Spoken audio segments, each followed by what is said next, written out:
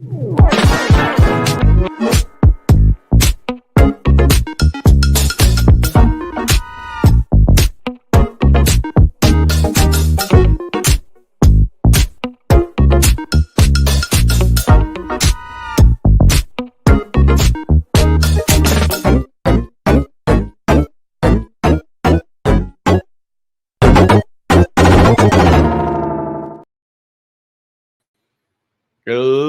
I am Jonas J. Campbell, one of the many hosts that we have here on That Game Place. I am joined here today by an illustrious panel of people who I am going to bring in no particular order here. First of all, joining us from the skies above the earth, floating in the stratosphere, above the troposphere as well. That's a different sphere that you don't usually bring up unless you know the science. You know, just like you and me. We know, don't we? All right. Space Dave 2000. How you doing, man?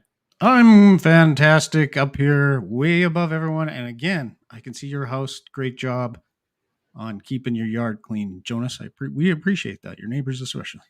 Oh, thank you. Thank you very much. I do try to keep a tidy lawn. Also joining us is someone who is no stranger to shears, although it might be grooming shears. Let's bring him in, the wizard of That Game Place, Mr. Culture Casino. Well, hello, everybody. Glad you could be here, or welcome to That Game Place, where we talk about games in this place. I'm glad to have you here, Culture. You're a valued member of the team, of course. Now, also joining us is someone who doesn't usually get to join us. If I got a donut the other day, and the guy asked me if I wanted a receipt, and I said that I did not think that we needed to bring paper and pen into the arrangement here. Maybe I'm just aping for time, as I know that Nolan is finishing up a delicious treat. How you doing there, Nolan? I was about to be like, how did you know I was eating a donut? Hello, everybody. It's an honor to be here. I usually don't get to be in this thing, so I'm very grateful, and I hope we have an amazing show ahead of us. I think we do. By the way, last week's live stream was amazing. I wasn't on it. Yeah. I think those two things are correlated, by the way. I don't think so. No. Stop it. Stop it. Let's see here. Joseph Frost Ghosts. I don't think Jonas was late. The stream wouldn't work for me at first. Yeah, when I hit the button, we had people that were chatting, and it said that we had 0 people in the audience. So something was going on there. Are we that bad? I was going to say, yeah. Well, also, maybe we haven't sent out the show tweet here, and we should have done that. We do have a question before we get started. What games are those? Over there to my left, Space Dave, did you provide that footage? What game is that? I don't recall. No, this is a test. I wasn't prepared for the test, Professor. Right. I apologize. That looks like it looks like yeah, that would make sense to me. I never got into the flight simulators myself. Obviously, we've got some things. Culture's screen also replicates some of them. There's a game back there called Teenage Mutant Ninja Turtles. I'm not sure if you guys have heard about it. It's from an obscure franchise from the 80s. It wasn't. Nobody played that. Nobody knew it though. That's right. In our arcade, it's in the background. In our arcade, the game's broken. That was a fun one. Like every single arcade machine is broken in the arcade. No, just the Teenage Mutant Ninja Turtles game. Oh, okay. I'm like, that's a sad arcade if like every machine is just broke. Yeah, that's a sad. It's many arcades these days. I feel like every arcade needs to have at least one Pacman machine in it. And right now, if you go to like a Dave & Buster's, which there are many people who suggest to me that we should go to a Dave & Buster's because they know that I like video games. But when I go to a Dave & Buster's, you know what I see? No good games. The claw games and all those like light games. Giant Pac-Man machines that you put in a quarter and you only get to play 3 rounds. I mean, no. I put a quarter in Pac-Man. I'm playing for 20 minutes on this thing. Yeah. I am spoiled rotten because for whatever reason, even being in somewhat the middle of nowhere, I have like 3 amazing arcades near me, and one of them is in a mall of all places. And they literally have things such as Dead or Alive 2, which is a Japanese game. One of them has F-Zero, like the arcade version of like GX, like the one that was released in Japan. You get in like Captain Falcon's racer Blue thing, and it Falcon. actually shifts around. It was made with the GameCube's engine. It's extremely rare game, and I have no idea why all these cool arcades are around me. So I know where we're hosting if we're ever having an arcade event. Right. It's fun. Yeah. I think the retro bars are like the last vestige for a lot of Midwestern towns. So we do have another guest that will be joining us shortly here. I think he's almost ready to get here on screen, but I'm waiting for the signal before we bring him in. Culture, you told me what story we needed to start on, and I'm going to tell you, my ADHD brain, it absorbed that information and then it deleted that information. So we're going to start today with a big lie. Yay! It's a fascinating thing to me. The story of Yasuke. Have you heard the legend of Yasuke, the black samurai who ruled Japan during the Meiji Restoration? I think you're talking about the retainer that was he worked with Douglas MacArthur and also Toho, and he bridged the divide, brought the races together, and then he eventually taught us a preteen boy named Daniel LaRusso in the Hill Valley Karate Championship. His signature technique was catching a fly with chopsticks. Was the Chosen there as well? Did he play part of this? Chosen, yeah. He did win in a match against Chosen using the drum punch. Let's talk about Yasuke and yet more coming out from the guy who is pretty much the source of all the Yasuke stuff. This story out of That Park Place and John F. Trent. Japanese government exposes another lie of Assassin's Creed Shadows collaborator Thomas Lockley. Look at him right there. That historically inaccurate. Here's the thing. It could be a fun game, but Ubisoft is going about this in the entirely wrong way. Does anybody want to give the basic rundown of what has gone right and what has gone wrong here so far before we get into this one? Well, okay. First of all, you have to identify what they've done right with this game. Because from the landscapes to the gates to the lanterns to the you name it, they've done everything wrong in this, and they always like to claim that they are based in history, but they fictionalize characters within it. But normally they don't fictionalize the real characters outside of like inventing dialogue and things. They don't try to place them places that they weren't. So this is one of the times when they're doing all of the things that they normally try to avoid. They repurposed. Go ahead. Now, a lot of people don't understand that at the time, Yasuke was also assisted by a companion who was, I'm not exactly sure how tall he is, but he is orange and fluffy. We have a witness to the exploits of Yasuke. Marvin the Movie Monster is joining us. I'm here. You okay? Sorry. I ran here from Pro's channel. I'm all right. I'm here. Yeah, you made it. Ooh, you made it. That's a bit of a run. You made it. I haven't run in 15 years. Yeah, we can. All right. Well, glad you can join us. I runs more than I do. Oh boy. Speaking of donuts. Anyways, wow. Okay, so the situation here, there's a historian that's been working over in Japan. He's a white historian, so just to give a little bit more clarity, he's not native born Japanese. I'm going to go out on a limb there. His name is Thomas Would it make Lockley, more sense to be a historian for every background instead of just one category? Because you might be missing some crucial details. Yeah. I think you're right here. Let's get into this one. Hey, look at that guy. He looks kind of like Tom Cruise's stand-in, and I think he does. Yeah.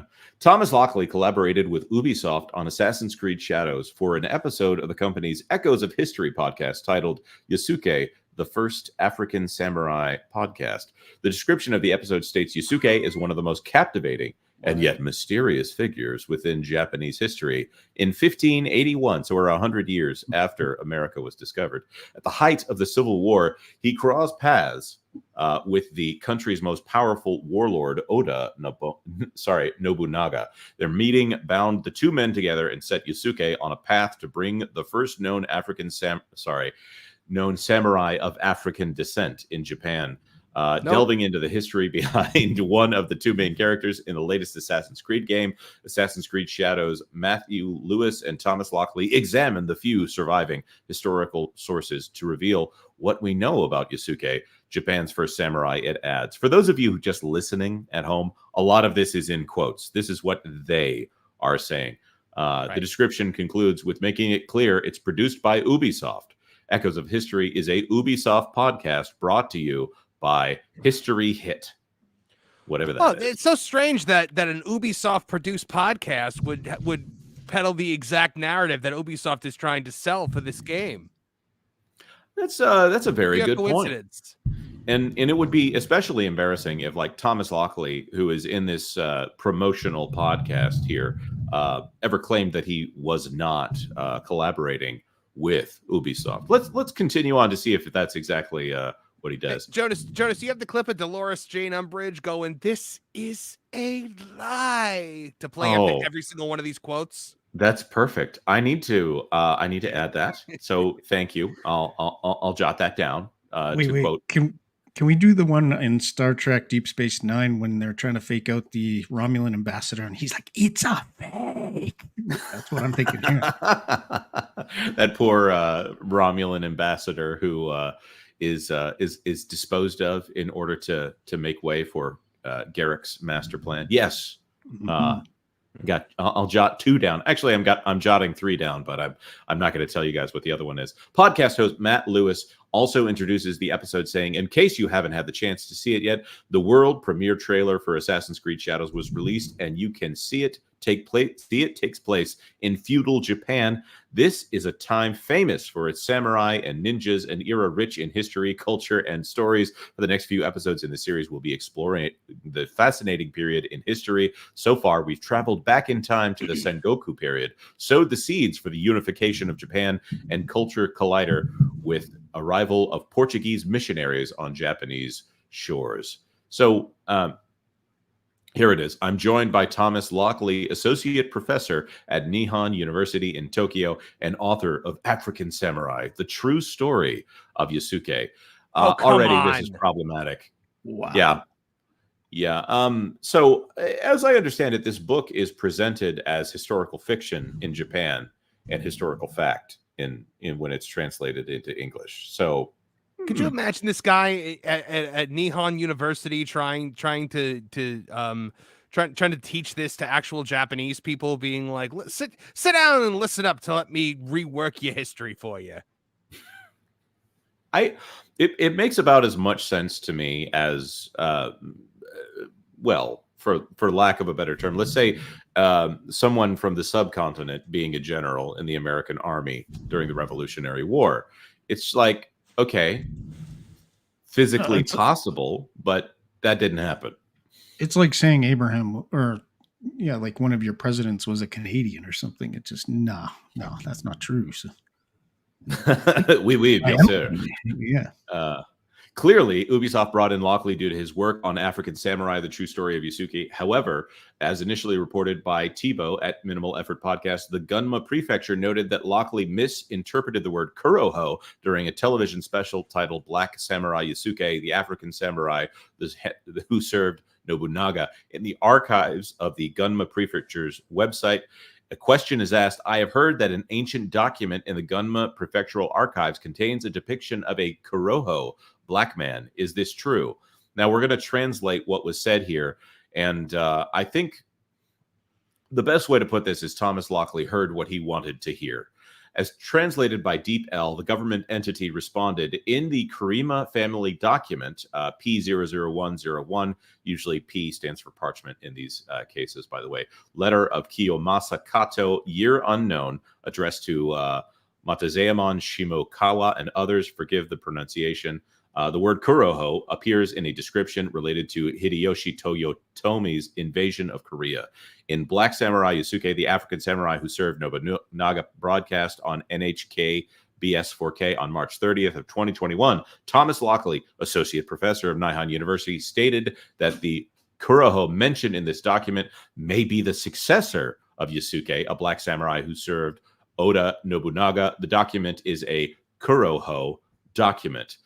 Look at this face right here. This is a man that doesn't even believe what Thomas Lockley is saying. They continued. First of all, we at the archives have not recognized this Kuroho as a black person at all, and we are surprised by Mr. Lockley's suggestion. In fact, whether or not this Kuroho was Yusuke, there had been a view that he was presumed to be black. Nakajima Rakuaki, 16th century late Kyushu, Southeast Tirade. Anyways, it's in the document. At this point, however, it is difficult to make a definite determination since the black appears only in one place in this document. For example, the word Kuroho also appears in the Tale of Genji, which means Kuroho needed incense, and seems to occur frequently in Japanese classics. So this is something that comes up a lot. If you're looking at the translation of foreign documents. Hey, by the way, look at that right there. Minimal effort in the chat today. Great to have you in the chat. This word Kuroho, basically he's saying that this is the only instance that it is referred to as a black person, where everywhere else in Japanese culture, in ancient Japanese culture, it means incense. So what do we do about this, guys? I think everybody who doesn't agree with our history just hates video games and hates people. Okay. You know what this sounds like? You ever see that episode of Rick and Morty where they go to Pluto, where like Jerry Smith says that Pluto's a planet, so the people of Pluto like think he's this great scientist, and they like hold him up just to keep saying Pluto's a planet because it's the narrative that they want to hear. That's what's happening here. They're holding up this guy, this charlatan, this liar, this fraud, this white guy from the West who's going to come up here and say the exact thing. Yusuke was a samurai, and then all of the wokesters all over the world will cheer and carry on and cry and wring their hands and throw babies in the air. Right. It's what's often known as the appeal to authority. And I'm reminded of some moments where people with education degrees would show up and demand to be recognized because, look, I have credentials in the field of education. Therefore, that means I know how to teach your children better than you do. Not to get too political, but that's a ridiculous argument. In most cases, just because you did a bunch of sorry if I cut you out there, Jonas, but like just because you did a bunch of research into a topic doesn't mean, because you can be literally researching the same topic and you can have drastically different books from different points of view of history and different opinions on the matter. If you've spent most of your time researching something that's canonically considered blasphemous or false and has had a lot of evidence not supporting it, you can say, oh yeah, I've studied like 3 books on the subject, but it could just be a bunch of bogus. And it's pretty obvious showing that the Japanese culture doesn't think this is actually what's going on here. And if they had just made this decision based off, hey, wouldn't it be cool if we did this, as opposed to being like, hey, wouldn't it be progressive and show how amazing we are if we did this? Like, just do it because you want to do it and you'll think it'll be fun. People don't freak out if you made the samurai like a panda or something like that just because it was inaccurate to history. People are upset because you were basically trying to be like, no, this is how it was, and if you don't agree with it, well, that's your problem. Right on. I'll also point out I would love to see an Assassin's Creed panda. By the way, that would be a great. Pandas were not samurais. Pandas were notoriously kung fu masters in China. Fair point. The Pandarians, right? Yes. I also need to point out that for those of you in the chat who are questioning this, Tipping Barn, I just need to point out, in my opinion, Pluto is a planet. So I miss those days. Thank you, Jerry Smith. Don't listen to that one knucklehead that pretty much everybody is now thinks is an idiot. You know, Oh, the one who likes to earlier. ruin Neil movies. deGrasse Tyson, that guy. Yeah. Neil Yep. Eatgrass Tyson. It's funny because his name is DeGrasse and he's lost in the weeds. Ah! So. In addition, by the way, the article goes on. Some of our staff members, by the way, who are you going to trust? Some guy who has financial incentive to be the only guy pushing for a convenient and trendy narrative, or the government of Japan on this. In addition, some of our staff members have suggested it would be more natural to see it as a description of an object rather than a person when reading our documents. Based on the above, it is the opinion of the archive staff of the museum that it is difficult to immediately conclude that Kuroho is a black person at this point in time, it concluded. Basically, they're saying, I have no idea why you're reading it this way, and it makes no sense that you're reading it this way. I suppose it's possible that it could be incorrect, but no one does that. Why do you think Thomas Lockley is interpreting this interpreting this text in a way that is not consistent with the way that it's translated everywhere else? It's because they want it, and as Nolan was saying, it's an agenda here. So, and stepping back from this whole conversation and saying, I really like, what is your motive here? Why did you do this in the first place? Japan, I think I've said previously, has such a rich history of so many different characters within it. You could have easily, if you're going to do the game within the Japanese culture, then choose a Japanese character and honor that culture. So why did you choose this particular person to do this? Well, I think it goes even further than that, Space Dave. I think it's, why did you choose a historical figure to make the main character of this game in the first place? That's not a thing that Assassin's Creed has ever done. It's always an original character who interacts with historical characters from throughout history. You have never once taken up arms as an actual historical character in any Assassin's Creed game. It is laughable to suggest that this is par for the course for this company or for this game series. This was done with pure intent. And malicious intent, and malicious against Japanese people, against Japanese culture, because the Japanese culture is built on the foundations of family, respect, and hard work, which are things that are a threat to the people that want things like playable Yasuke in games.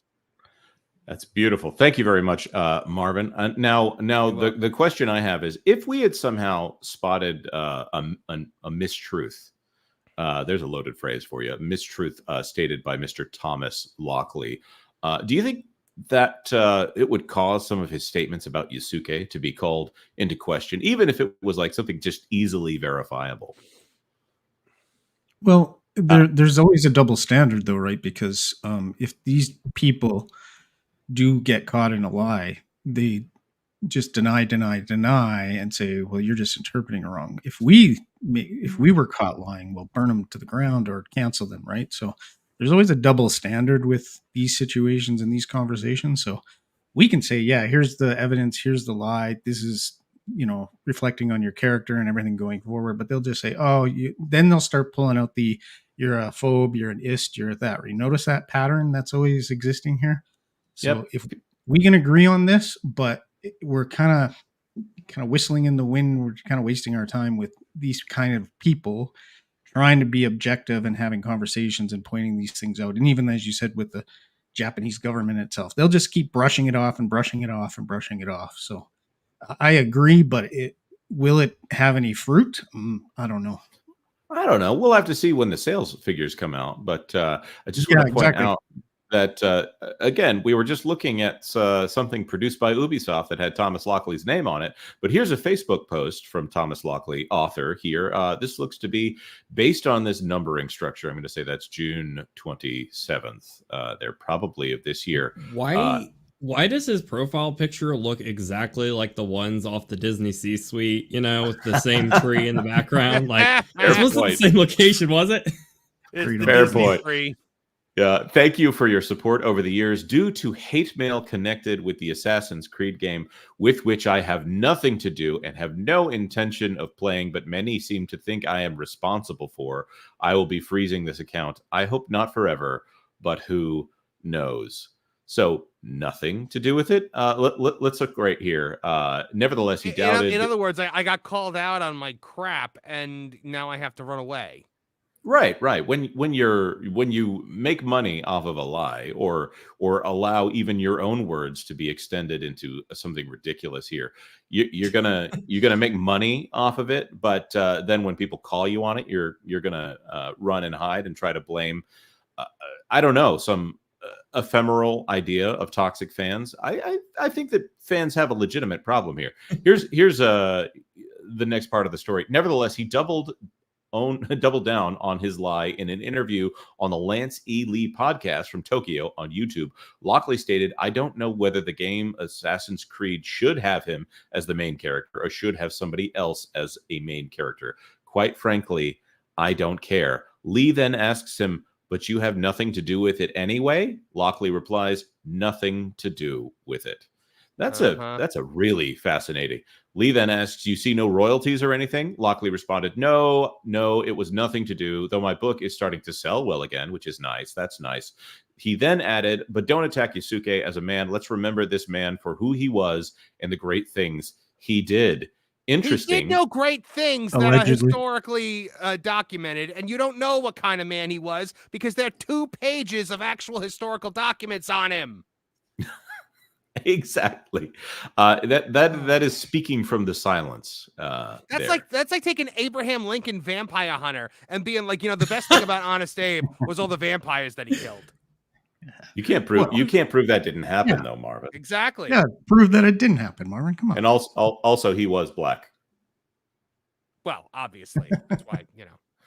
Interestingly, Lance E. Lee has removed the video from YouTube in the wake of that Park Place covering it. Oh my! It just gets better. Wow! So we're making an impact on them when we cover things like this. Apparently we do, and I'm blessed to say that we have some wonderful subscribers to the channel, and what's more, we also have some wonderful super chatters. Here. Juliet for £5. Wow, thank you so much. Someone didn't like the Turtles, haven't played Pac-Man for 40 years. Let me tell you, go back to it and play Miss Pac-Man. Miss Pac-Man is actually, in my opinion, the greatest, most pure form of Pac-Man, although the original is great. It is superior. I made sure to put Karate Champ up on one of them, so yeah. I think Miss Pac-Man was nothing more than a woke reimagining of Pac-Man, and I think it's a disgrace. What? Did you know that Miss Pac-Man started off as a bootleg, and then the bootleg was so good that they bought the rights? Yeah. Also, that's so funny. It helps that the guys who made it couldn't this crime sell doesn't it. pay. Exactly. Well, exactly. And if you ever noticed that game is faster though. Right, it plays faster than Pac-Man. It is. It's so much better. It's such an upgrade. What about Pac-Man Jr.? What about that one? That was pretty. It depends on which version of Pac-Man Jr. because aren't there multiple versions of Pac-Man Jr.? I played one that was like a Freakazoid version that also had a pinball, like a quarter of a pinball cabinet at the bottom of it. Yeah. And then I love the tabletop ones that you just sat down at, and you could just set your pop down and stack up your quarters and just waste. And all you could play money on both sides, right? You could have 2 players on the other side. And I gotta say, if I'm gonna play that version, the tabletop version of any arcade game, I better have one of those giant red plastic Pizza Hut cups and a Tiffany lamp above the poorly lit area. The carpet needs to be something that probably had a little pile to it, but it's now been flattened over decades and is now that was pretty a core much memory unlocked. Let's be very authentic here. If you want the super experience, you got to have the cigarette thing right there with the cigarettes in there. That's right. Smoke, kids will never know the hilarious fact that Burger King used to give away ashtrays. Oh my goodness, the way that culture has changed over the years. Jacob Foxfires, you were sorry, was that?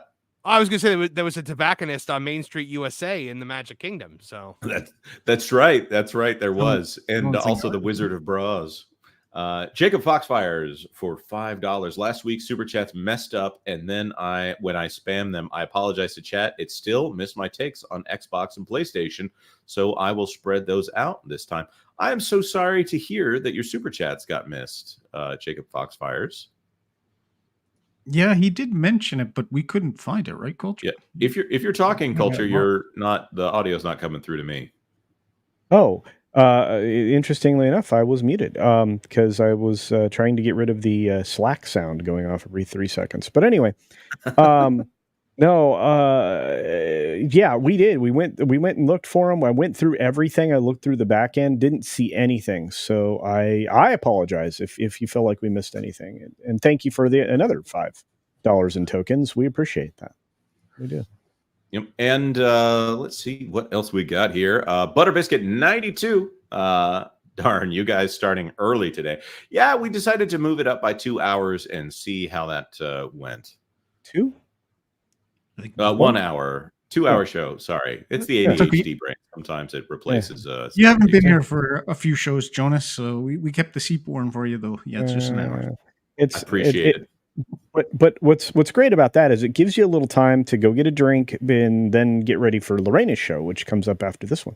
So there you go. That's right. The Spice Lounge. The Spice Lounge. That's right. John JID 999 for $1.99 John. at work. Hope y'all are having a good day. Well, I'm having a great day, John, and thank you very much. The man's awesome. He tends to show up on the Thursday night streams over on Tooneytown pretty often. He's cool. Oh, yeah, he's great. one of my regulars. I've corrupted this youth and turned him into a bitter, angry nerd. Oh, sweet. More of us. He was on the wrestling stream last night, and he started talking about Universal and Disney, and I was like, I've done good work with this one. I'm like Palpatine here, like. Henceforth, you shall be known as Darth Nerdy, and he also moderates my Discord server for Tooneytown. He's a great guy. Beautiful. Nice. Beautiful. Glad to have you aboard. Makani draws for $5. Hey, Makani. Sounds like Lockley does care since he's getting royalties. Yeah. Have you ever seen the show business motion of one hand saying, please stop, and the other hand doing the come here motion? No, please stop. No, don't buy more and more of my ridiculous book. So, yeah, he's doing just fine, and he's enjoying that spotlight. I think he's also probably one of the people that benefits the most from the victim mentality. It's also the same mentality that Ubisoft is trying to profit from by making a Japanese historical figure into an African samurai. So, grift. Makani draws for $5. Apparently, Star Wars Outlaws is on major discount before release. Smash JT has an article on his website about it. Well, I have been told by WDW Pro that he expects me to play this game, so I ought to get on that. I told him that if he wants me to play it, he's going to have to buy it with his own money. I thought there was some sort of employee torture laws or something in the U.S. still, wasn't there? Can't you make a complaint? Yeah. I was going to ask, did you consider revolting and saying, no, the 90s drugs PSAs told me just say no. You don't have to take this, Jonas. I'm going to try really hard with this game to not judge it before it comes out. The trailers are making that very difficult. The quality of the demo is making that very difficult. I'm choosing to think of it in the way that the normies that I know have described it as it's basically Star Wars GTA. And unfortunately, I think they're correct. More on that in the story that we've got coming up in just a little bit. Culture is going to be leading us on that one. Okay, I need to know, is it Kaliki Oak or is it Kalichi Oak? Okay, I always pronounce it Kaliki Okedi. I believe that's his full name. So Kaliki Oki is what I'd said prior to knowing that. So Kaliki Okedi. I enjoy his brother karaoke. Oh man! $5 in tokens. Okay. Happy 35th birthday to the Sega Genesis. Yes.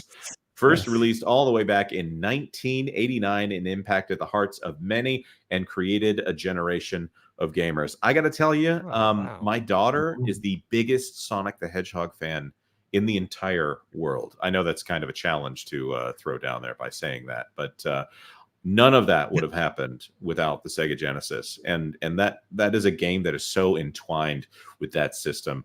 I didn't respect it at the time because I was a SNES kind of guy. Actually, sorry, at that time I was a NES kind of guy. But it brings back childhood memories of that rivalry, though. I had a really great friend. He had a Sega Genesis, and I had the NES, and it was like a conflict, but it was a good conflict, And it's great memories. But Genesis had those commercials that came out that Nintendo don't, and it infuriated me as a kid. No, it doesn't. I'd shake my hand. How dare you impugn? How dare you? And then the SNES came out, and I'm like, haha, take that. And then the rivalry continued. But have you guys played a game called The Messenger? No. No. Okay. We'll have to talk about that one of these days. It's kind of like Ninja Gaiden meets Metroidvania, and there's time travel involved. Spoiler alert. And when you get to a certain time travel portion, it goes from 8-bit to 16-bit in graphics. And people say it's the Super Nintendo era, but if you're listening to the music, it's very much based off of the Sega Genesis sound chip. That is genius. You guys have to play this game. The Messenger is a fantastic game. You guys, we need to play it for the channel. David Lopez for $20. 2024 so far is a really bad year in gaming. My game of the year so far is from the devs of Sonic Mania, Penny's Big Breakaway. Highly recommend this game. If anyone makes a review on this game, that would be great. Anybody have this one?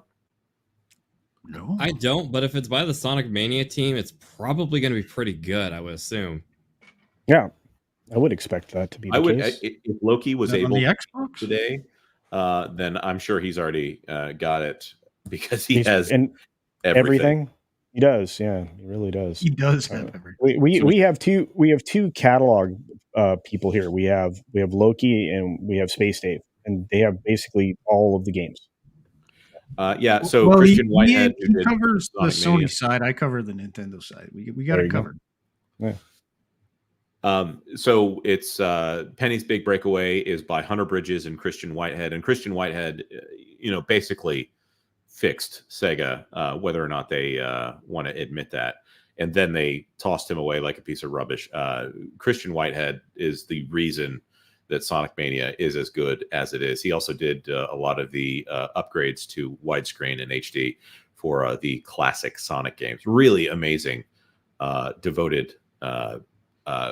What's the word? Preservationist, archivist. I don't know how you want to put that, but I'm definitely going to check that out. John JID for $2. GTA 6 is going to print money 10 times over when it drops. We're going to talk about that in just a moment. We're going to talk about this. Oh boy. Thank you very much. It's laugh with, not laugh at. Jacob Foxfires for $5. Xbox won't last long. It's the final console before they brute force Game Pass.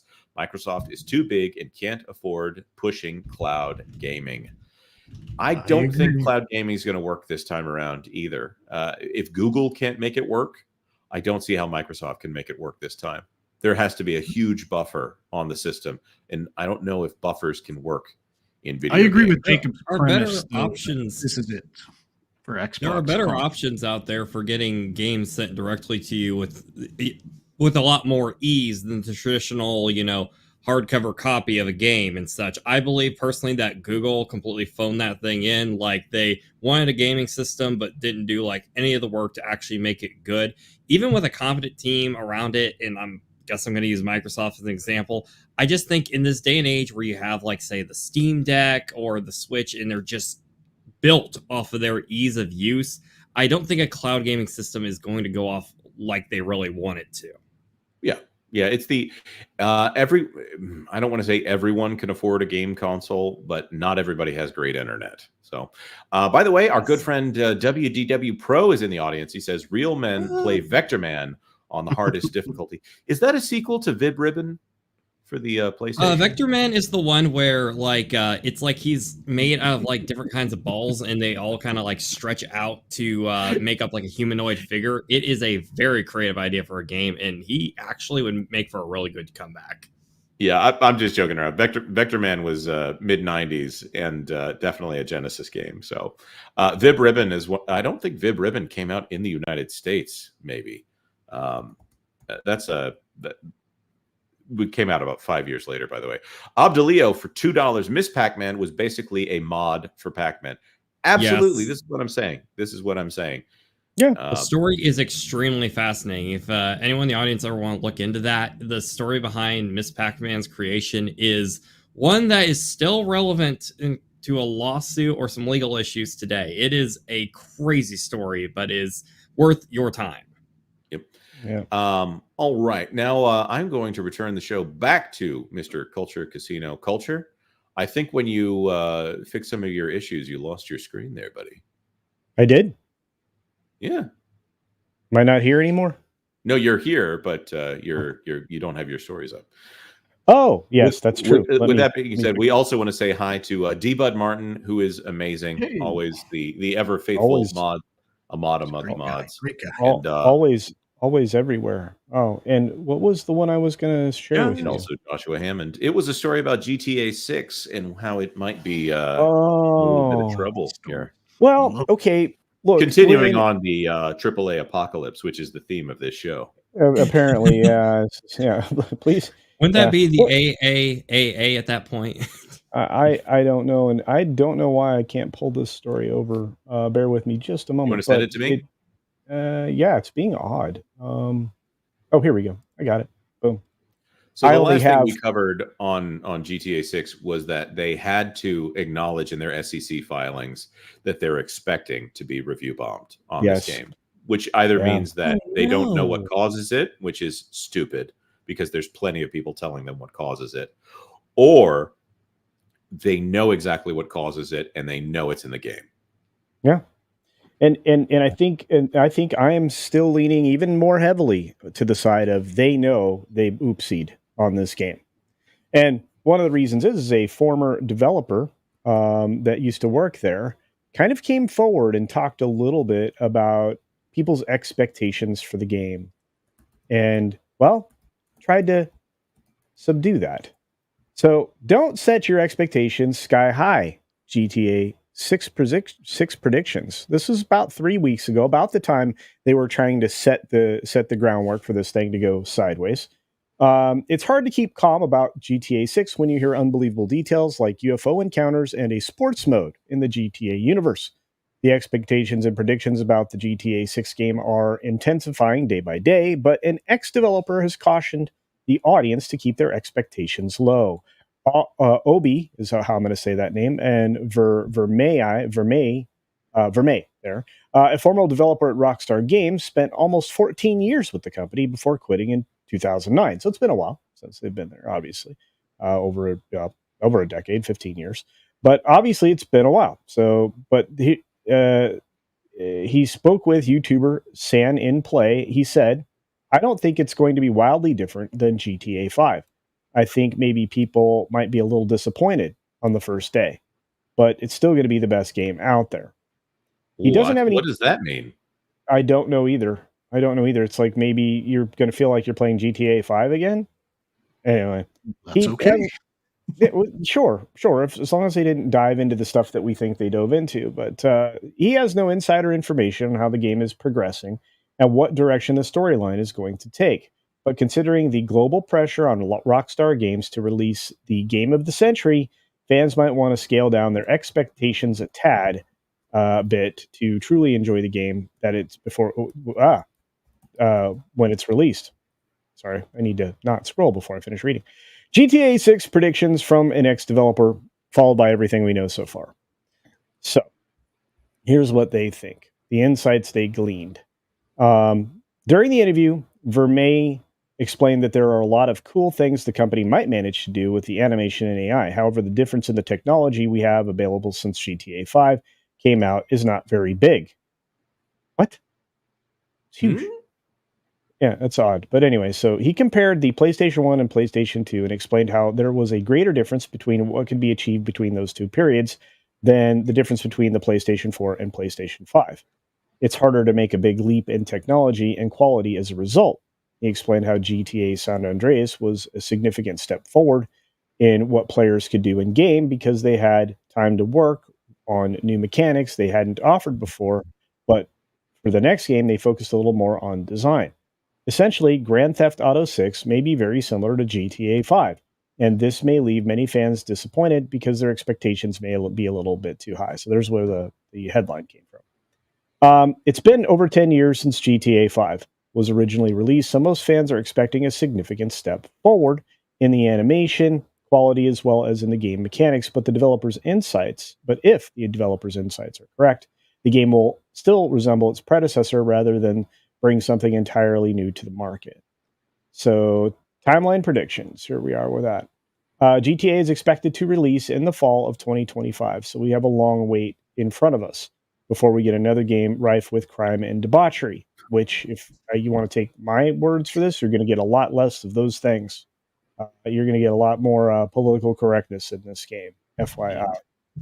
The delay in the release can be annoying for some players, but it seems to be more profitable strategy. GTA 3, GTA Vice City, and GTA San Andreas recently arrived on mobile for Netflix subscribers. So do that with that information what you will. Do you guys play mobile games like GTA on your phone?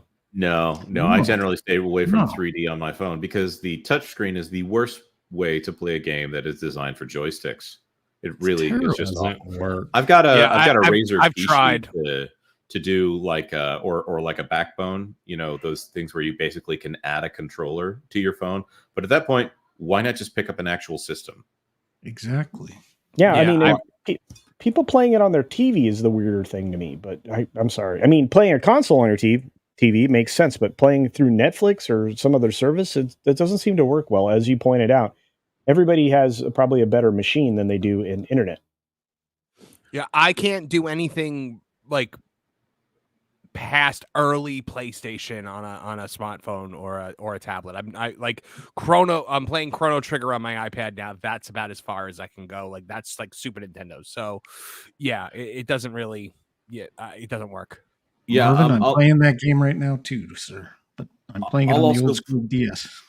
I'll also point out that by the way, Apple TV has a version of Chrono Trigger. For some reason, Square isn't releasing the rest of the old school RPGs on Apple TV. With Netflix games, it's not that you're streaming the game from Netflix, it's that you have the app and they basically do a DRM check to make sure that you have a Netflix account before they unlock it.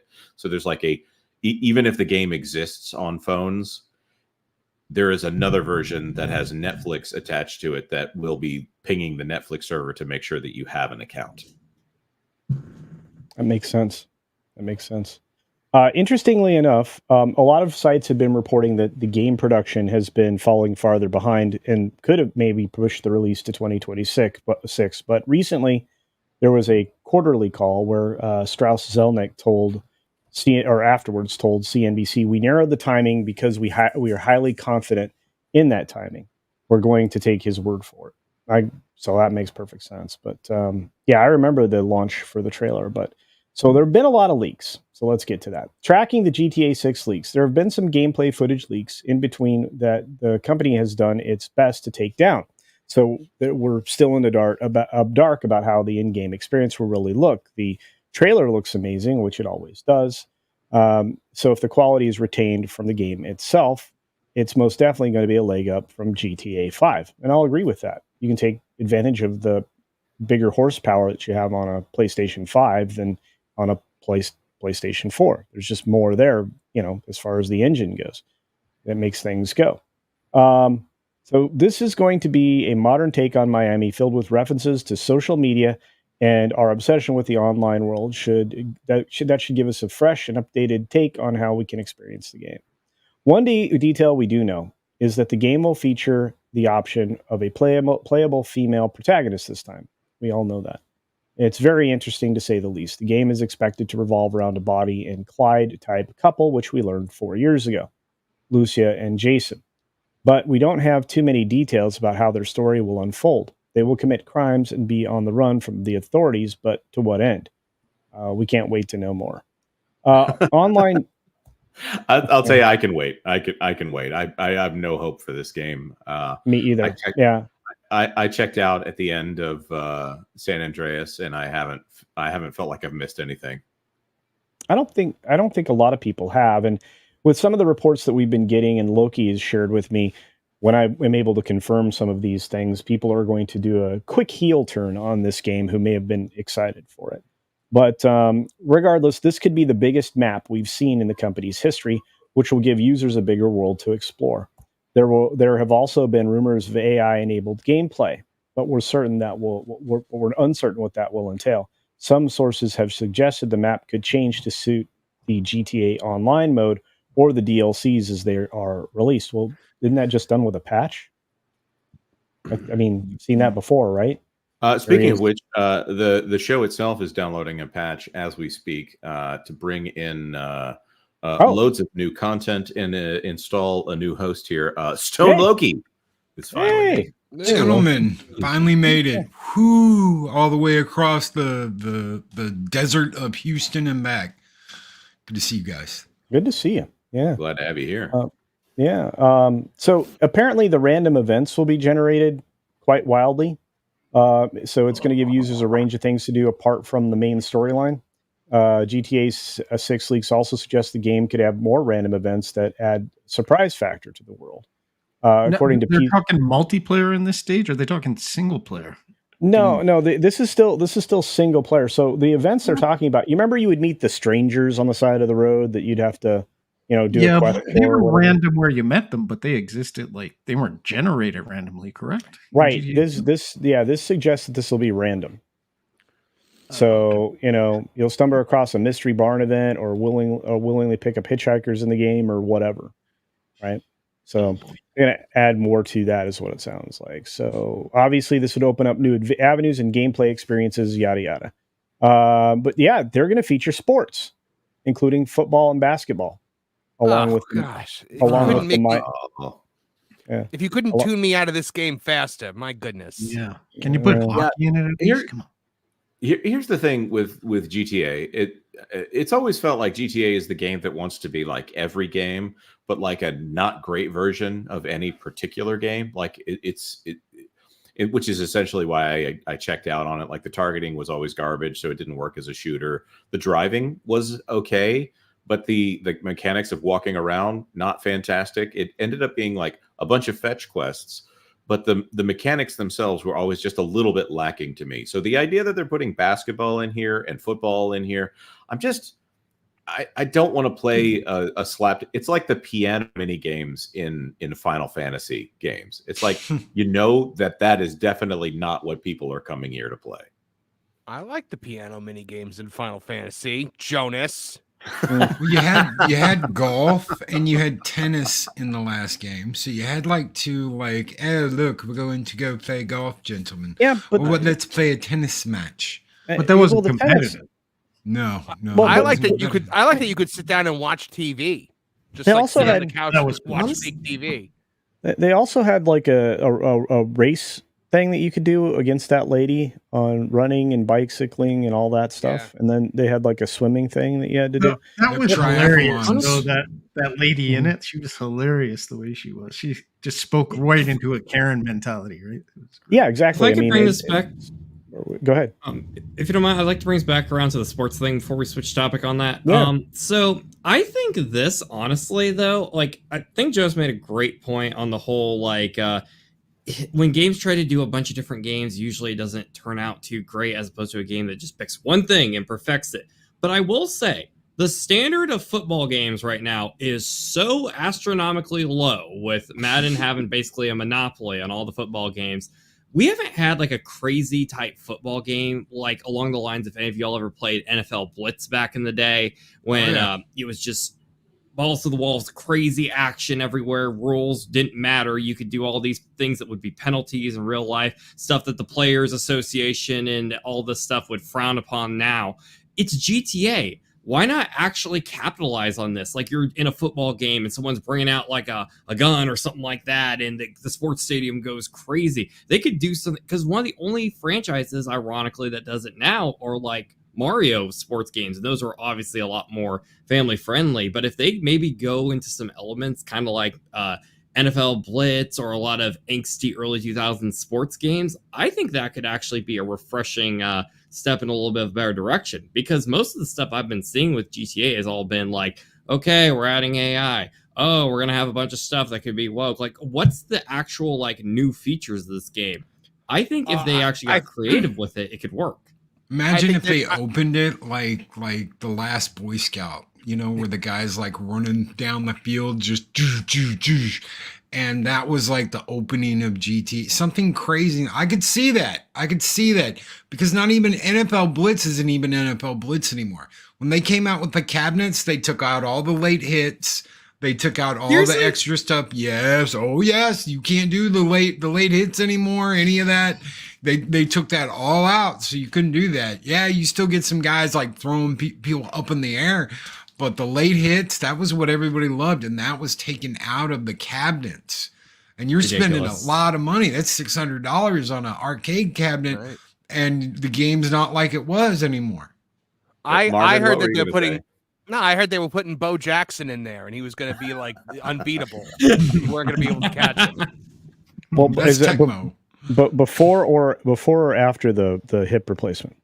Well, somebody mentioned Tecmo Bowl in the comments, and I was like, I got a big Bo Jackson reference. All right. Well, my thought on the sports thing is, as long as it's not a distraction from the main thing, I don't care. You can put all the other ancillary junk in there you want. You know, just don't make it part of anything that's mandatory. I mean, if you have a mission that goes through the basketball arena or whatnot, okay. But don't make like the player have to do certain things like that. Just keep the story real. If it works with the story, I'm fine with it. If it's just there, you know, to spend time, that's also fine. But I just don't need something just for the sake of having something in the game. So they did it really well in Red Dead Redemption 2. There was a lot of extra little things that you could do, but they weren't necessary. Like you could play games, you could do other things, but there was exactly what you're saying here. And if gambling, same company, so hopefully they could, you know, have that same level of restraint. Right. Well, yeah. So regardless of the skepticism, because we're nearly done here about sports element. Oh wow, they also are skeptic about that. Everything else we've learned about GTA 6 makes it hard to keep the developers' insights in mind and tone down our expectations. From the sound of it, Rockstar Games seems to be designing a GTA 6 universe where users can have greater variety of human experiences than the real world offers, which retrospectively does sound too good to be true. So, you know, these are the things that they expect. There are some very negative things that we're going to be covering the rest of the week and into the following week when it comes to GTA 6, as if we haven't covered enough of those already. But I'm sure these gentlemen can relay that there's a lot out there that we may not find to be great with what's going to happen next. Jonas, you want to take a look? Do we have any supers to get to? We do have supers. And you know, I'll need to go back and play the football minigame in Red Dead Redemption 2. Makini draws $2. AAA industry is in desperate need of a AA meeting. Well said. Wow. Oh, I love intervention, at least intervention. Very least. Joseph Frost Ghost for $4.99. Oh, sorry. Go ahead there, Marvin. No, I was just saying, I was more talking about playing dominoes, Jonas. But you know, if you want to try to find a football mini game, I think it's somewhere around Saint Denis. So just look at all the swamps. Okay. Joseph Frost goes for $4.99. Considering my namesake is a Resident Evil character, I'm curious to know what everyone's favorite Resident Evil character is. Bonus points if you know who Joseph Frost is. I'm going to go first, and I'm going to say the guy who is obviously not Johnny Depp, but is Johnny Depp in Resident Evil 4, the one who's like, and he equipped his daughter with ballistics. Whoever that guy is, he's kind of fun. Although Leon, secondary.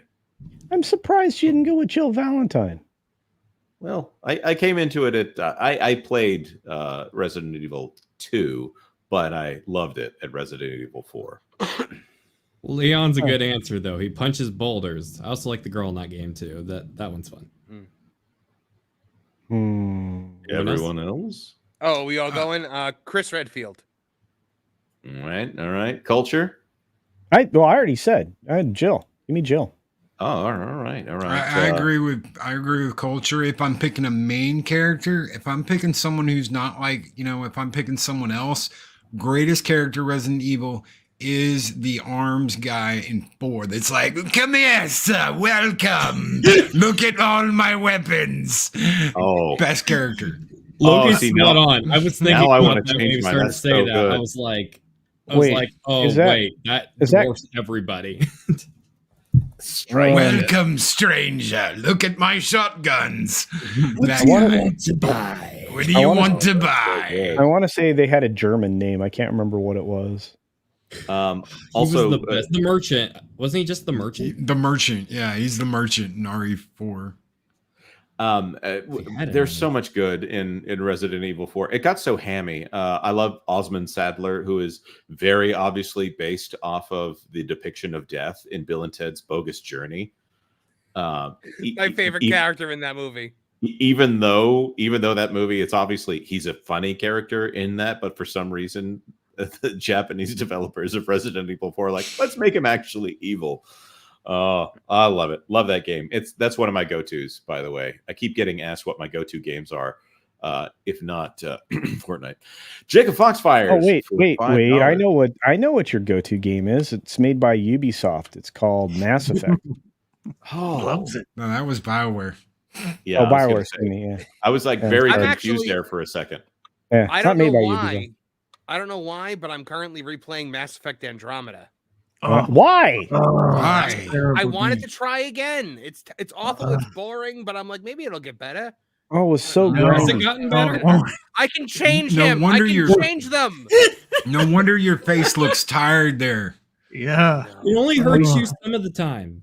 Yeah, Loki, you didn't see he actually jogged up to his position today because he was running late. So Poor guy. that's probably why it looks tired. I'm gonna have to change mine again. I'm gonna change mine to Bitoris Mendez, the weird guy who runs the village but doesn't really run the village. I'll just think of another bizarre character from Resident Evil 4 every time. Jacob Foxfires for $5. PlayStation will try to resist the temptation, but try with another console. But they will do the same with Xbox if Sony doesn't collapse. That is. Here's the thing about Sony. They are a hardware company. Like they love to make hardware, whereas Microsoft is good a hardware software company. So I think that Sony is less likely to get out of the hardware business altogether. They want to be, if physical media continues to exist, they want to own that format yet again. So I think that Nintendo will never get out of physical hardware because it's just too much in their nature. PlayStation and Sony, even less likely. And I think Microsoft is going to stumble and come back to it. So anybody else have any thoughts on Great that? take. That's Yeah. a fantastic take. If Absolutely. you look throughout history, all the time, Sony is consistently, I'm going to sound like I'm like sponsoring their brand right now, but I go back and I look at like the old like CRTs and all that stuff. Consistently, Sony are like the top dollar ones everybody wants. Like even in some of their stumbles over the years, even like with the PlayStation 3 initially, that thing was still a powerhouse. And I think you kind of hit the nail on the head where they don't really have much interest in getting out of that. Nintendo, they're the type of company that still tries to sell you like a cardboard box in like 2018 as a VR headset. So I don't see them getting out of that. So yeah, I think it's a refreshing and might be reassuring for a lot of those that are afraid that hardware might go away, period. I like your take. I agree. All right. John JID. Oh, sorry. Go ahead. I don't want to step on anybody, but but I also like the forward momentum. So culture. Oh no, I was just making sure you weren't stepping on me. We're good. John JID for $1.99. Jonas, you're on my toe and it hurts. Scary. Hope the level of detail in GTA 5 story is there. What kind of level of detail, though? It's a really good question. You know what I'm Well, saying? no. I know what he means. I know exactly what he means. He's saying there needs to be another scene where you have all the characters at a drive-through and we get to hear the order. That's what he wants. I like GTA 5. I thought it was good. I had a fun time with that game. Yep. Makini draws for 5. The story will be solid like 5, but they will abandon the story DLC and expansions once GTA 6 rolls around. Didn't they we've got a story out, right, about their abandoning some of the Yep. We do. DLC for 5 because GTA Online was making too much money and they didn't want to distract from that. Yeah, Loki and Oh I yeah, did no, that. they have a ton. They have a ton of abandoned DLC. They were supposed to do like a whole thing with like the mountain in the game, which Mount Chiliad, I can't remember the name of it, but they were having all this like mapped out stuff in the game, like which was going to be impacted DLC, but all of it got like integrated into online. And I think Yep. I could be wrong. I'd have to research it, but I think not everything made the jump. It's got some unsolved mysteries in GTA 5, and it's fascinating. And I hope GTA 6 will have an easier transition. Nolan, if Well, I'm I not think- mistaken, they were going to do the UFO as a DLC, right? Because they had planted all the seeds in the Yes. single player Yep. to do the UFO, and then they just dropped it completely. And people are still finding stuff about it, and like it goes nowhere at the end of the game. So They took a lot of Thank the you, Space Kid. assets. You're right. They took a lot of the assets from the DLC and just moved it over to online, getting people to buy shark cards. We can get people to buy a $50 shark card. That's more than the $40 DLC we're gonna, put out and have them keep buying shark cards. So, I like when you buy the game and you own the game. yeah, I agree. John JID for 199. The college football game that dropped is blowing up. Is it because it is good, or is it because we haven't had a college football game in so long? I haven't really seen the I've heard a fan little- feedback on yeah. that yet. I've heard a little of both, Nolan. yep. The Okay. same thing I've heard was both. It's Yeah. both. People have been wanting it, and there are problems, but yeah. Mark Fields for 199. Hello, everyone. Any Kirby lovers, be safe. Heck yeah. All. Yeah, Kirby. Poyo. I have deep respect. I haven't played as many of those games, but it's a great character, I think. Well, he's my main. in 64 is Smash the best Brothers, one. So, yes, You I am a Kirby Kirby main? main. Yeah, Kirby at me, bro. I played a lot of Kirby on the Game Boy, like the original Game Boy, and I haven't gotten back into it since. Although Kirby's Avalanche, I could probably wipe the floor with anybody in that game, which is essentially Puyo Puyo Pop. No one will convince me that there's a better one than Kirby 64, because literally in that game, you get this system to where you can get 2 power-ups at once, and if you do the right kind of combination, you could take like a sword and get like a fire power-up and get like a fire sword or something along those lines. Well, there's literally one concoction you can do in the game, and you literally get Darth Maul's lightsaber from the Phantom Menace that came out around the same time, so you can play as Kirby with a double-bladed lightsaber. It is amazing. Beautiful. JPS for 2. Andromeda is good if you can get past the Ket. Well, I mean, they're the entirety of the story. So I I don't know how you think get that was past the them. point. Now we understand. But Sorry, I was up very late. mad respect on the Avatar though. At the Yeah, end yeah, of it. Oh yeah, well done, Commander. Yep. Jacob Foxfires 964 for $5. Counterpoint. Sony already said they are moving away from discs. It's a bad move, but Sony seems keen on it. They're I know a lot doing of people something say dumb. it's a bad move, and we can agree as gamers because we enjoy having physical media and ownership, but it's a dollars and cents issue at the end of the day. And if it could be cheaper and they have more control, that's what they're going to do. They're a corporation, so they're going to get rid of a cost, and then they're going to take on a more of a control point, which has been demonstrated by how many studios now. Hey, by the way, you don't have access to these games anymore. That was just an agreement we had, but now that agreement ended. So Right. Well, this look at- world that we want to stick around probably won't. I want it to. Everybody on this panel probably wants it to. Loki, you own so many games behind you, man. You're a collector. So it just speaks into what we want. But this is a pennies and dollars thing, and they're going to get rid of it. They want the control, and they want to get rid of that cost. That's my opinion, though. Well, look at I'm what altering look the at deal. what like the Arrow movies have been doing. The Arrow limited release DVDs, Blu-rays, 4Ks. You get a steelbook that only has 1,000 copies. It's gone in a day, right? You come out with a game and you say, "Look, there's only these many copies, and that's it. And this is what you're getting." Boom, gone like that. Why? Because people want to collect. They want their physical editions. You come out with a limited release. If Sony started doing that and said, "Look, we'll limit it. We'll do a limited release. We'll give you so many." They sell out in a couple of days. Everybody else is going to flock and go to the digital store and buy the digital edition It's a way for them to increase sales, increase people's, oh, they sold out in a day. Oh, wow, we got to get it. We got to get it before we can't get it anymore. Yeah, the entire business model for limited run games, which that company, I'm not a fan of limited run games at this point. Let me just say that the entire business model is based off of artificial scarcity.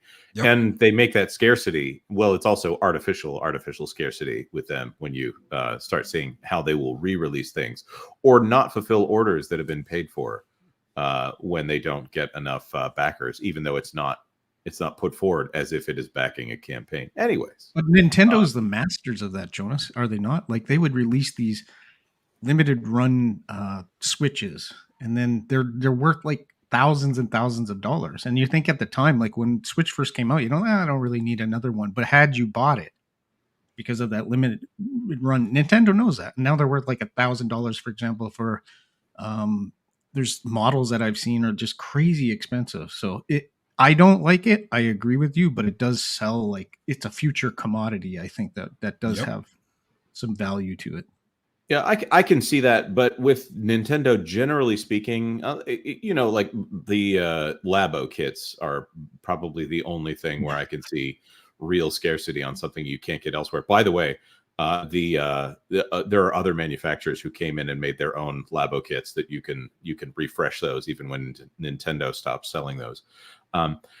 Nintendo doesn't do a great job of refreshing the lines for like amiibos and hardware when it's cosmetic stuff.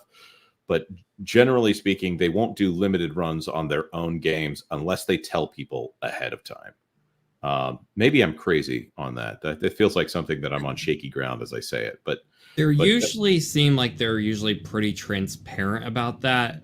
Recently here, of course, Super Mario 35 would probably be the bigger examples, everything with the 35th anniversary and 3D All-Stars and all that. As for like a game, I remember there was like a Fire Emblem NES edition that came out here a while ago. I can't tell if that was because of a limited run or if it was just because it was Fire Emblem. It was just that hard to get over here in the West. So it could be a lot of factors, but they definitely have been in that area. However, they're a little more transparent for like, hey, this is your chance. This is our deadline, as opposed to some developers where it's like, oh, hey, we're selling out like mad. Wink, wink, wink. Right. And the other thing I'll say for LRG. Oh, he's got it. This is one of the most expensive PS4 games in all of creation. I have this version, which is open. It's about $400 opened. Wow. I have another one sitting over there that's not open, that's still in the plastic. That's worth about $1,000. Oh, wow. I remember when you could find this game at Family Video. I saw this at the video rental store. And I should have bought a copy back then because I did not expect. Because remember, guys, this came out right when the first American movie came out. So it was before Godzilla had his major renaissance. So that thing skyrocketed in value. And they had a copyright. There was a copyright issue. There was like not a claim, but an issue with making more of them. So the rights got confusing and juggled, and they could. So there's only so many copies of these out there. I got 2 of these for $20 a piece. Oh wow! So I only paid $20 a piece for, and I was like, you know what? I'm just gonna keep one. I'm gonna keep one as like a maybe it'll be worth something one day. That's an ROI. Wise man. And that's a common thread with those Godzilla games, because I remember back when Save the Earth was coming out on the 6th gen consoles that they were going to have a whole playable character, Baculi, but they didn't have her in the game. She was finished, but they pulled the plug on her because they couldn't secure the rights in time for the release. So when it comes to those older games, it gets murky with copyright issues. So good pickup there. Yep, that reminds me of when I went to GameStop and I was trading in some games that I thought were not going to be worth much, and then all of a sudden, I you're expecting like on some of those, and I might have been essentially throwing them away to bring them to GameStop. If it's below a certain threshold, I'll just take it back. 48 cents. But all of a sudden, this stack of 4 games came out to like $95, and I was like, "Excuse me, what?" And anyhow, somehow my Metroid Prime trilogy for the Wii had ended up in that stack somehow, and that's when I figured out, oh, they're not making much more of that. The other thing with LRG games, just to point this out, is they will say that something is limited run, and they'll find an excuse to reprint it. So that's another another reason to hate that company. TGV Monster for $2, remaster Bloodborne, Sony or PC port. It's free money. Yeah, Wow. absolutely. Cannot disagree with you there. Culture, it's all yours. All right. Well, folks, in order to just bring your spirits up a little more, I found another story where an entire game studio is getting compromised from the inside out. Now, bear with me because this is 3 stories combined. We'll start with the first bit of bad news, which you may have already seen because a lot of you go to that park place, and that's where we get a lot of the stories for that game place. But it looks like The Witcher is not going to be The Witcher again. Kind of like the show. So Can you put the Pikachu surprise face? I can actually. Let me. This is the right thing. There we go. Surprise Mhm. Pikachu face. Yeah. I talked there you about go. this Monday. And it's one great. of those. It's one of those weird things. So the voice actor confirms that Witcher 4 won't focus on Geralt. It's not about him this time. Well, A whole trilogy. Isn't he a Witcher? A mean, whole is it- trilogy without So- Geralt. Yeah. Did So the show Doug, do the same thing? yeah, kind of. Except that was supposed to be his show. But anyway, Doug Cockle, the voice actor for Geralt, The Witcher 2, and Witcher 3, confirmed that The Witcher 4 won't focus on Geralt.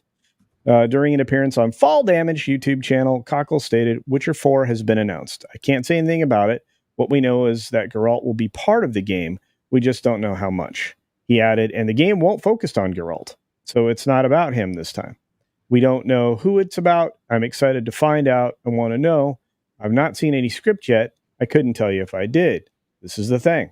I could be lying through my teeth, but I'm not. Or am I? Which is kind of funny. But It's CD going to be Projekt... I'm sorry. No, go ahead. Go ahead. I was just saying, it's going to be a Siri game. Do I know that for a 100% fact? No, but I'm 95% sure this is going to be the Siri trilogy, and they're going with Siri, and Geralt's going to be a background character. He might only be in one game. He might be in the next 3. We don't know, but yeah, it's going to be a Siri game. I'm like 95% convinced this is the way they were going after 3. Well, and this is also where they're shifting game engines to work with Unreal Engine 5. And that's part of a strategic partnership with Epic Games, which we learned about not that long ago, back in March. But they clarified that the first game in this new saga was not announced as The Witcher 4. We have not announced today, a game called The Witcher 4. A game, not announced today? A game called Witcher 4, meaning that's when they're announcing it. A game exclusive to one storefront. It was our initial confirmation of a new saga in the Witcher franchise. Right now, we are not discussing any specifics in terms of story, characters, mechanics, or plot details. Okay? So the press will immediately ask. So is he saying that this next game is a trilogy that does not star Geralt? No, we'll get there. So the Witcher saga, or the next phase of the Witcher saga, is being called Polaris internally. The company shared that Polaris is a code name for the next installment of the Witcher series of games, which we recently announced was in pre-production. If it is the beginning of a new saga, we aim to release 2 more Witcher games after Polaris, creating a new AAA RPG trilogy. So yes, Jonas, that's exactly what they're saying. And that's not the greatest thing in the world. But they did mention that for Polaris, we are preparing technologies. This is the first project to be released on the new engine, Unreal 5. There's a need for some extra work making this technology viable for a huge open world story-driven games. So for this project, for sure, we need some extra effort to deliver. The second and third installment should go much smoother as technology will be better and the tools and the pipelines will be there. But this is all I can say for now. And asked if it was going to take longer than 3 years to develop, the answer was yes, it is. So John did a great job of compiling this story all together. But right now they have 400 developers working on the game, with support of about 50 people from the so-called shared services. The target number of people involved in the project should be slightly higher than the current one. So it looks like there'll be even more. And it looks like there's a lot of dismembering going on here. Dismember me. Okay, and this is the part of the story that really is going to change things, which actually just changed what I was going to do because John included it in the story. But CD Projekt Red did recently hire Mary Kenny, a former associative narrative director at Insomniac Games, who is fairly annoying, to use a nice word. So she announced this on LinkedIn in July, saying, without further ado, it's time to announce a new job. Uh-oh, we lost Jonas. Today was my first day as senior writer at CD Projekt Red. Added, I can't wait to talk more about my project. I'm thrilled to be getting back into RPGs, and my team is talented, welcoming, and just flat out cool. Here's to a new adventure. It's unclear what project she is working on at CD Projekt Red. Well, actually, now we kind of know. So, guys, with that, I mean, she obviously has opinions about, how games should be run and, to what they should lean towards and, who they should focus on. So in employing her opinions about that, she says we need to pull every lever we have, characters, community support, mechanics to make it so. So there you go. So no real Geralt representation here, folks. Are you excited for the next Witcher game? When they say, Go ahead. I was just gonna say when they say bringing in extra people from a larger community to work on this, are they talking about SBI? Is that their way of saying we're going to bring in a company like SBI to assist us with the game? Because they have 400 employees working on it. If they need more, if they're bringing more people in from outside CD Projekt Red, I want to know who that is.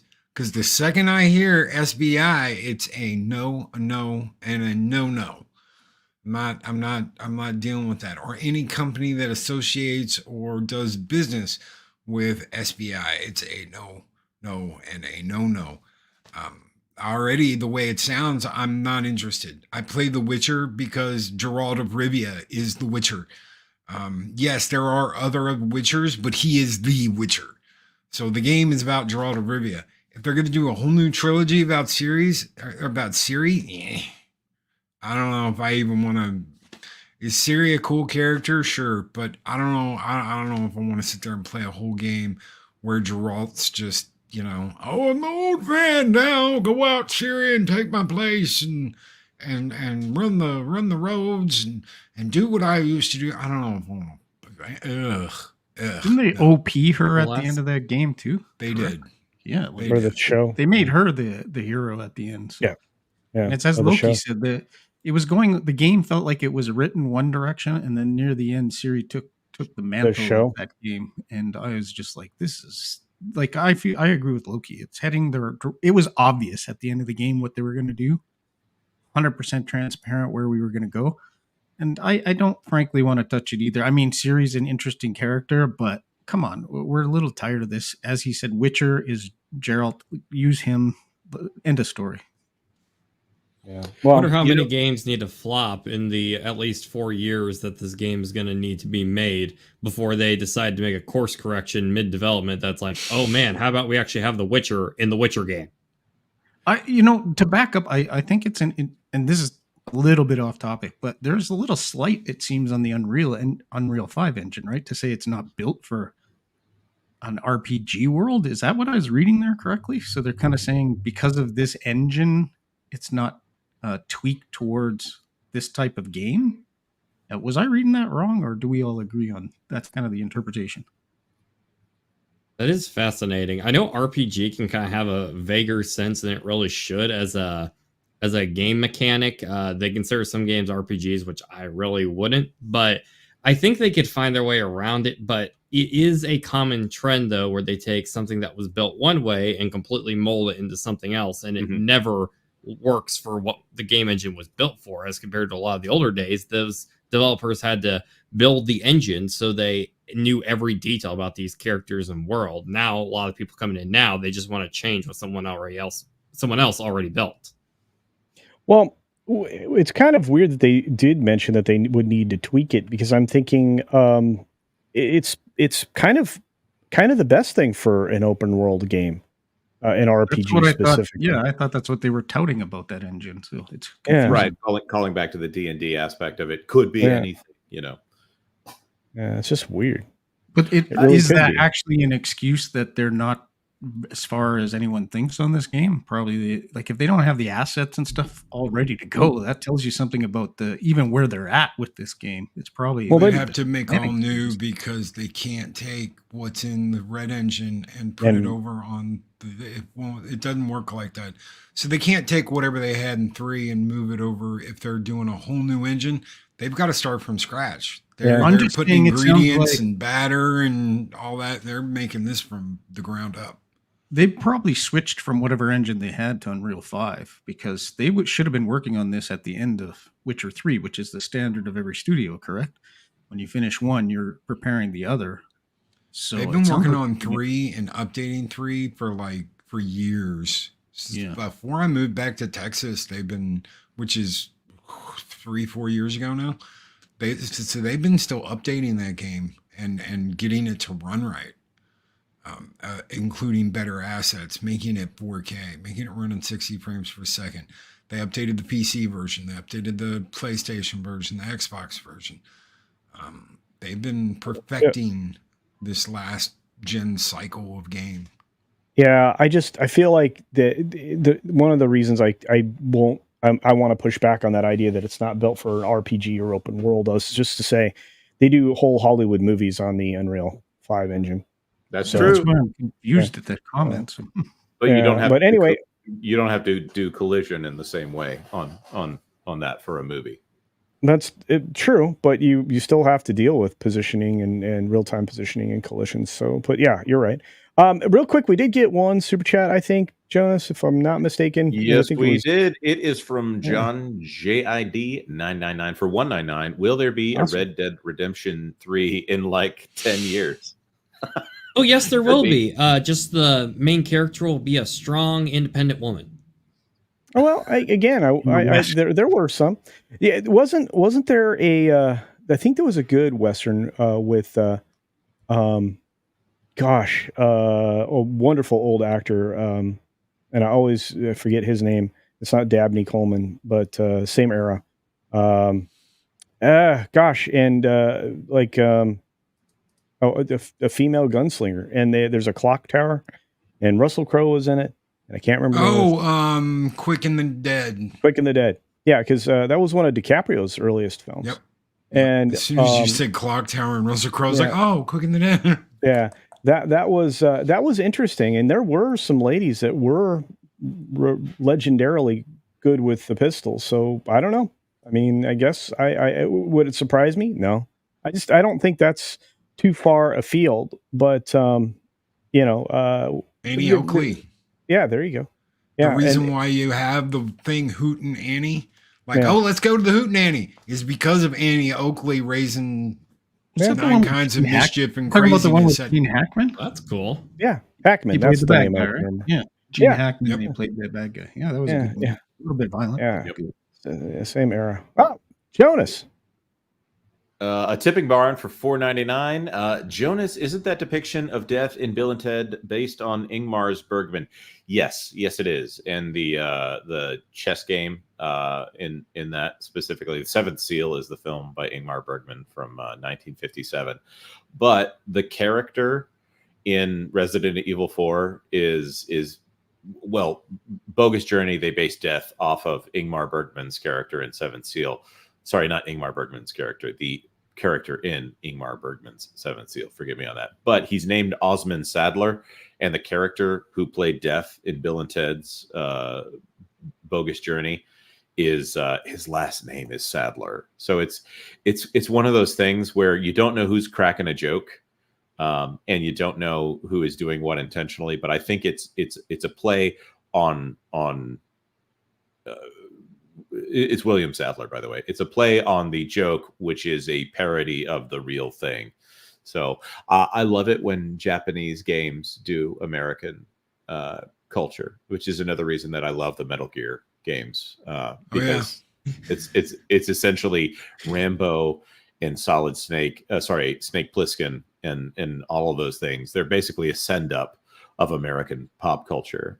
So it all comes in through this weird Tarantino like mixture of all of the things that happen to be in those guys' headspaces. Yeah, which is great. And again, that is one of my favorite bits, especially when they're like keep like playing all the games, like Twister. No, yeah, it was so funny. Station. Yeah. Every rose has a thorn. And Jacob Foxfires for $10. Sony and Microsoft want the all digital future. You will own nothing and be happy. They make streaming consoles, but they won't be traditional consoles, and people will claim they are. If they're going to do a console and it's going to have some kind of local storage, I think Sony will be the first ones to really do this right. I don't think Microsoft will do the buffer correctly. It might be that you only have the game on it or something like that, or some aspect of a continuously updated machine. I think for Sony, Microsoft, I think, is going to try to go for the controller only gambit before anybody else, because they are, I'm not going to use the word that comes to mind, they're jerks. That's why.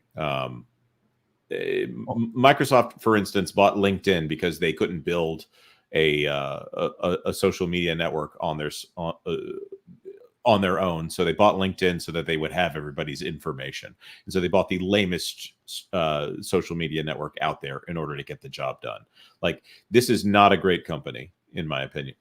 Nolan, you look like you want to say something.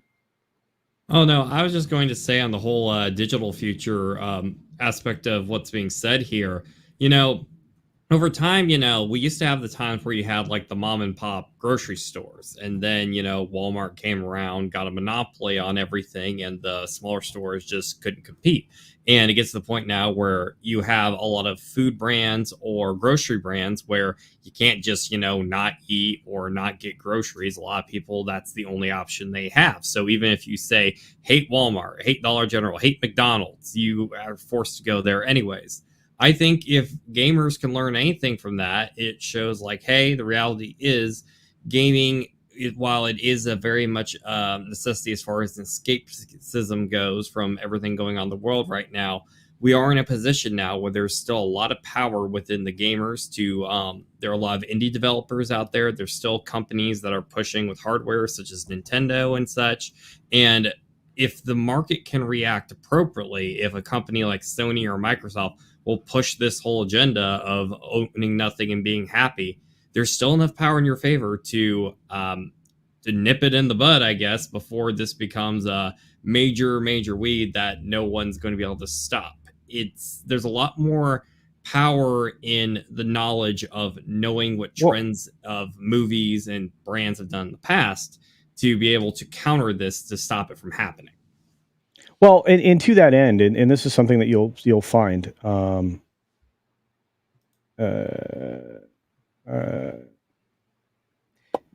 we're watching game studios collapse right now.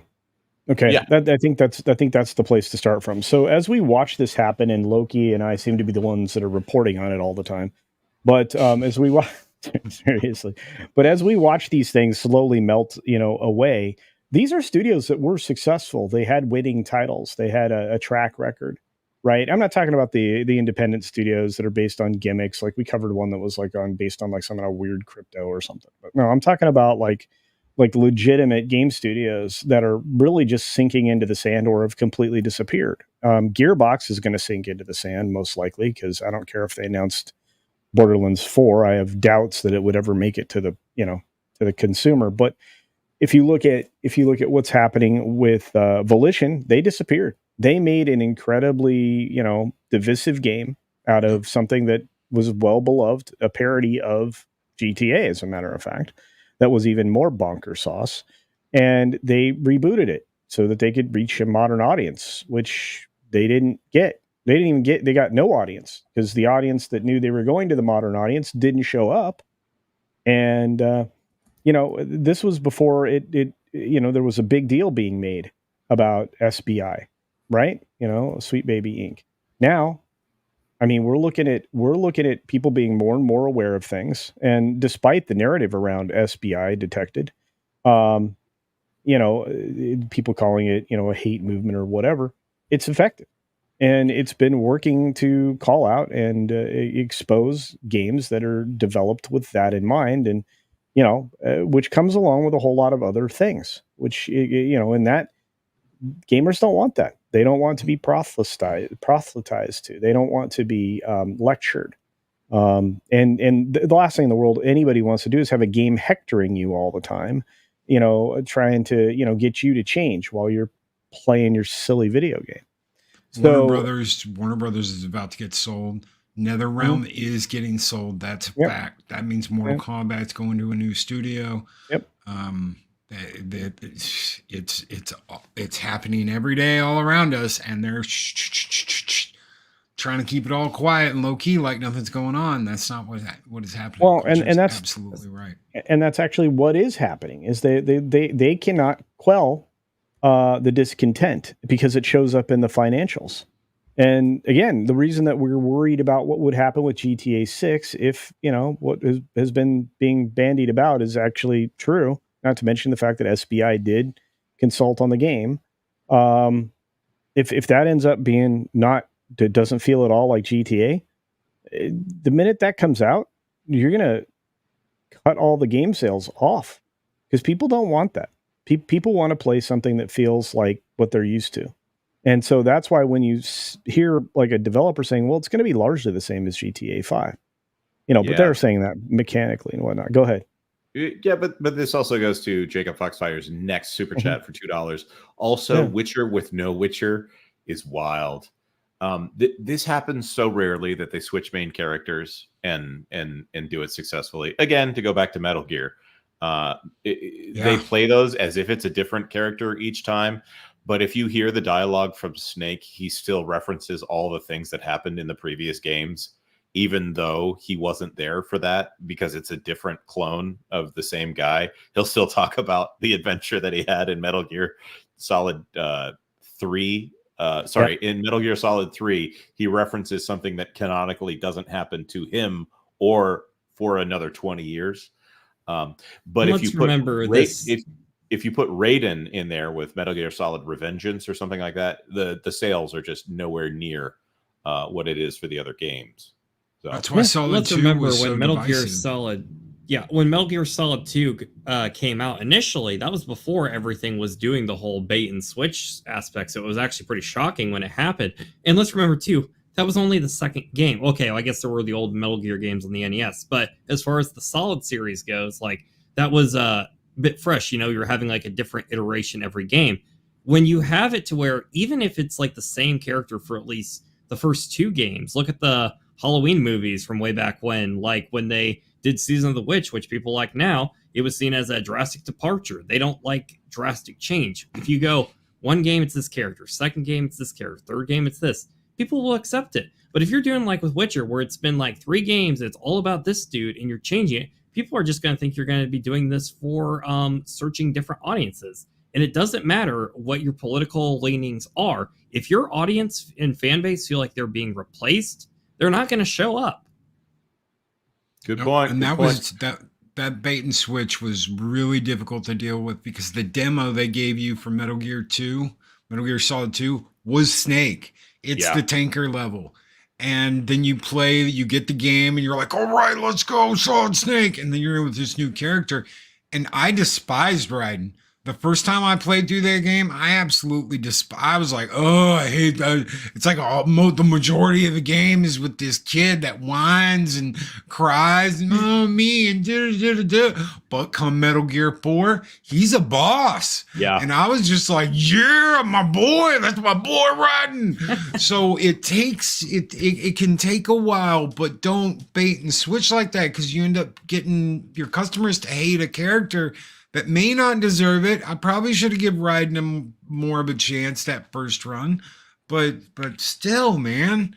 Great point, though, because people, if you give people false expectations, the first instinct people have with this new character is you're not this person I was expecting. And it's a negative association with that character.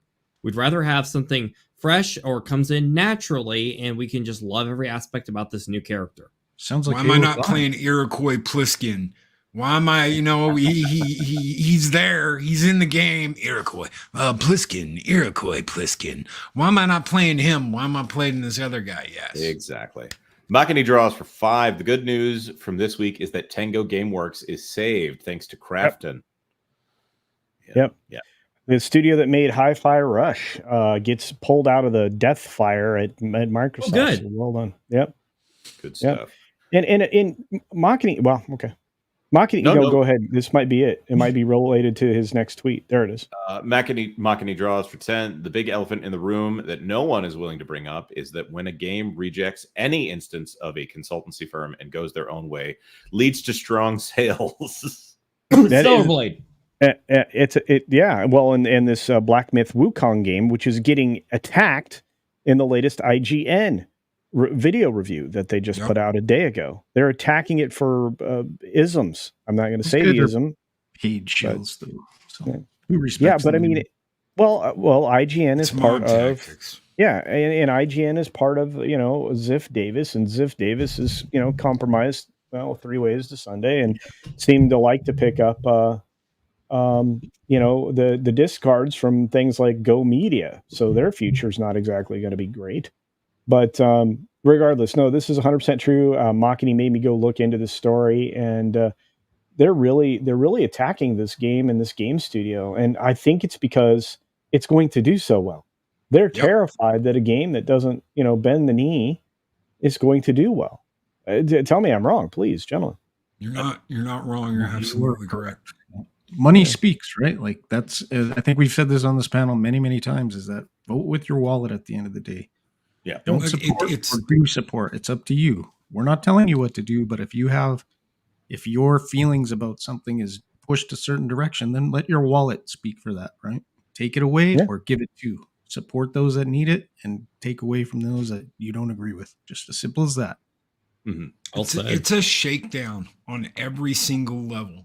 If you start at SBI and look at what they're doing, they're shaking down whatever company they're working for money, and they're going, look, we're going to get you this really good loan over here, whoever it's from, whether it's from BlackRock, whether it's from whoever it is, we're going to get you this really good low interest loan. So look, you're going to save like $2 million, and you're only going to pay us $1 million to consult with you. So just by going with us, at the end of the day, you're going to save $1 million. This is all just, me pulling. You sound like a used car salesman. Exactly. And that's concerning. But the whoever they're taking the loan from, they're making money too. And if the game studio can't pay back that company, let's say they've used them 2 or 3 times. Let's say they're into them for $600 million. That's a lot of money. And that 1% interest payment they're paying that for that loan, that's a lot of money. That's a lot of money coming in that they sit back and they don't do anything for. This is a mob shakedown. We heard this like 5 or 6 years ago. Exactly, when they said this is $1 trillion business, and this is why we need rainbows everywhere and we need all this stuff. It's because it's $1 trillion business. SBI knows exactly what they're doing. We will scare you, we will intimidate you, and we will make you work with us and pay us so we can pay them, and they can loan you money. And it's one big circle of pay us money, pay us money. And it's funny, and I think Walter, you'll agree, is that these people are so anti-American, anti-whatever.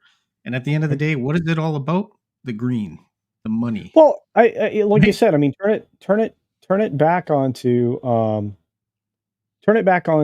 the gaming industry. It's the same thing. I mean, you don't have to dive outside of the gaming industry. You just look at the fact, Space Dave, that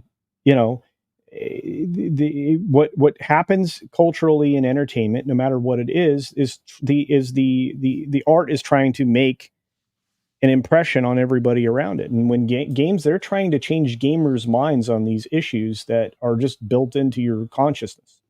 and it's why it's so widely rejected. It's why people are rejecting film. But like I said, if we keep it in the game industry, the good games succeed, and the bad games not so much. From Software. I just How think did Elden Ring do? it's interesting what Loki brought up. You're extorting somebody for money, basically, at the end of the day, and that will trash that game studio. They don't care about the game studio. That says all you need to know is that they just want their $1,000,000 in their pocket. They walk away, haha, and they're the ones that say you're the phobe, you're the this, you're the that. But at the end of the day, they're the ones extorting. So their moral center is just, how do you even describe that? Like they're just leeching. They're leeching off the gaming industry, and they're leeching off of every customer in the gaming industry, and telling you will be quiet and you will like it, or we will do this, that, or the other. Because culture And didn't they're even also share the that ones story. demanding that they go in and be like, "Hey, you hire us. You make sure Exactly. it happens." That doesn't sound morally good at all.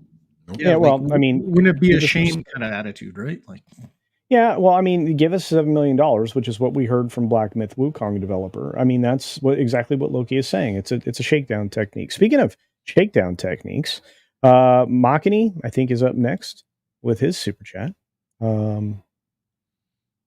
Makini draws for $10 in casino. Wow, no, in game tokens. Sorry about that. Culture, it's GameSpot now peddling the same Guardian and article that was taken from IGN. You're kidding me. GameSpot's latest preview of Black Myth Wukong got so many dislikes. Look it up. I will. You had me diving into this story earlier this morning, my friend. I wanted to make sure I covered it here for you. Man, GameSpot. Don't make enemies, guys. We saved you. Don't make us an enemy. Like, come on. Yeah, well, you're talking about when they bought them out or saved them from the short sell incident, right? Like, come on, people. Wasn't it GameStop? I'm sorry. I apologize. Yeah, no, it's easy to hear one thing. Yeah, no, I heard. Because it's that close. Yeah, right. No, sorry. Yeah, indeed. One letter off. Well, just juxtaposed. But I look at it. I look at it like with these types of media outlets, they're already have limited trust, if any at all. Most people just are gleaning information from the headlines at best, and they already kind of know, the angle from which all these digital outlets are coming from. So it's kind of up to us to kind of translate, find the facts, and disseminate what the facts are about any given thing. And I take that responsibility seriously, and so does John, who writes amazing articles over at that Park Place. So we're blessed with that. We're blessed with a group of humans in our gaming sphere that can talk intelligently about all of this stuff. They make great points in the chat, and we have fellow channels hanging out with us too, who do great content. So I think we're rather blessed, gentlemen. And speaking of which, we got one last story I wanted to get to before we wrap things up. And this one's been out there for a while, but sometimes it takes us, we only do this once a week. So sometimes it takes a few days to get to it. But we've got another studio that's struggling. And that's kind of was the point of me bringing up that Loki and I have been covering a lot of studios that have been having trouble. Remedy Entertainment is having trouble. I wonder why. Yeah, it's all due to this Sweet Baby Inc. influenced Alan Wake 2 game, which has still not recovered the costs to make the game. This game's been out for a while now. A lot of people really, enjoy it. I thought the first game was interesting. I absolutely refused to play this one. I had people trying to get me to. I did play it. I could not make it through it. I got like literally halfway, and I said, I don't know who made this game, but it's not good, and it's not as good as the first one. And this tells me all I need to know, because now it all makes sense why I didn't enjoy this game right here, Sweet Baby Inc. So, yeah. So, we'll just, like I said, we're just going to kind of push through it. So let's get through the story. Remedy Entertainment confirmed again that Sweet Baby Inc. influenced Alan Wake 2. And that's still not recovered the cost of making the game after releasing it almost a year ago in October. So this game will be soon 1 year old.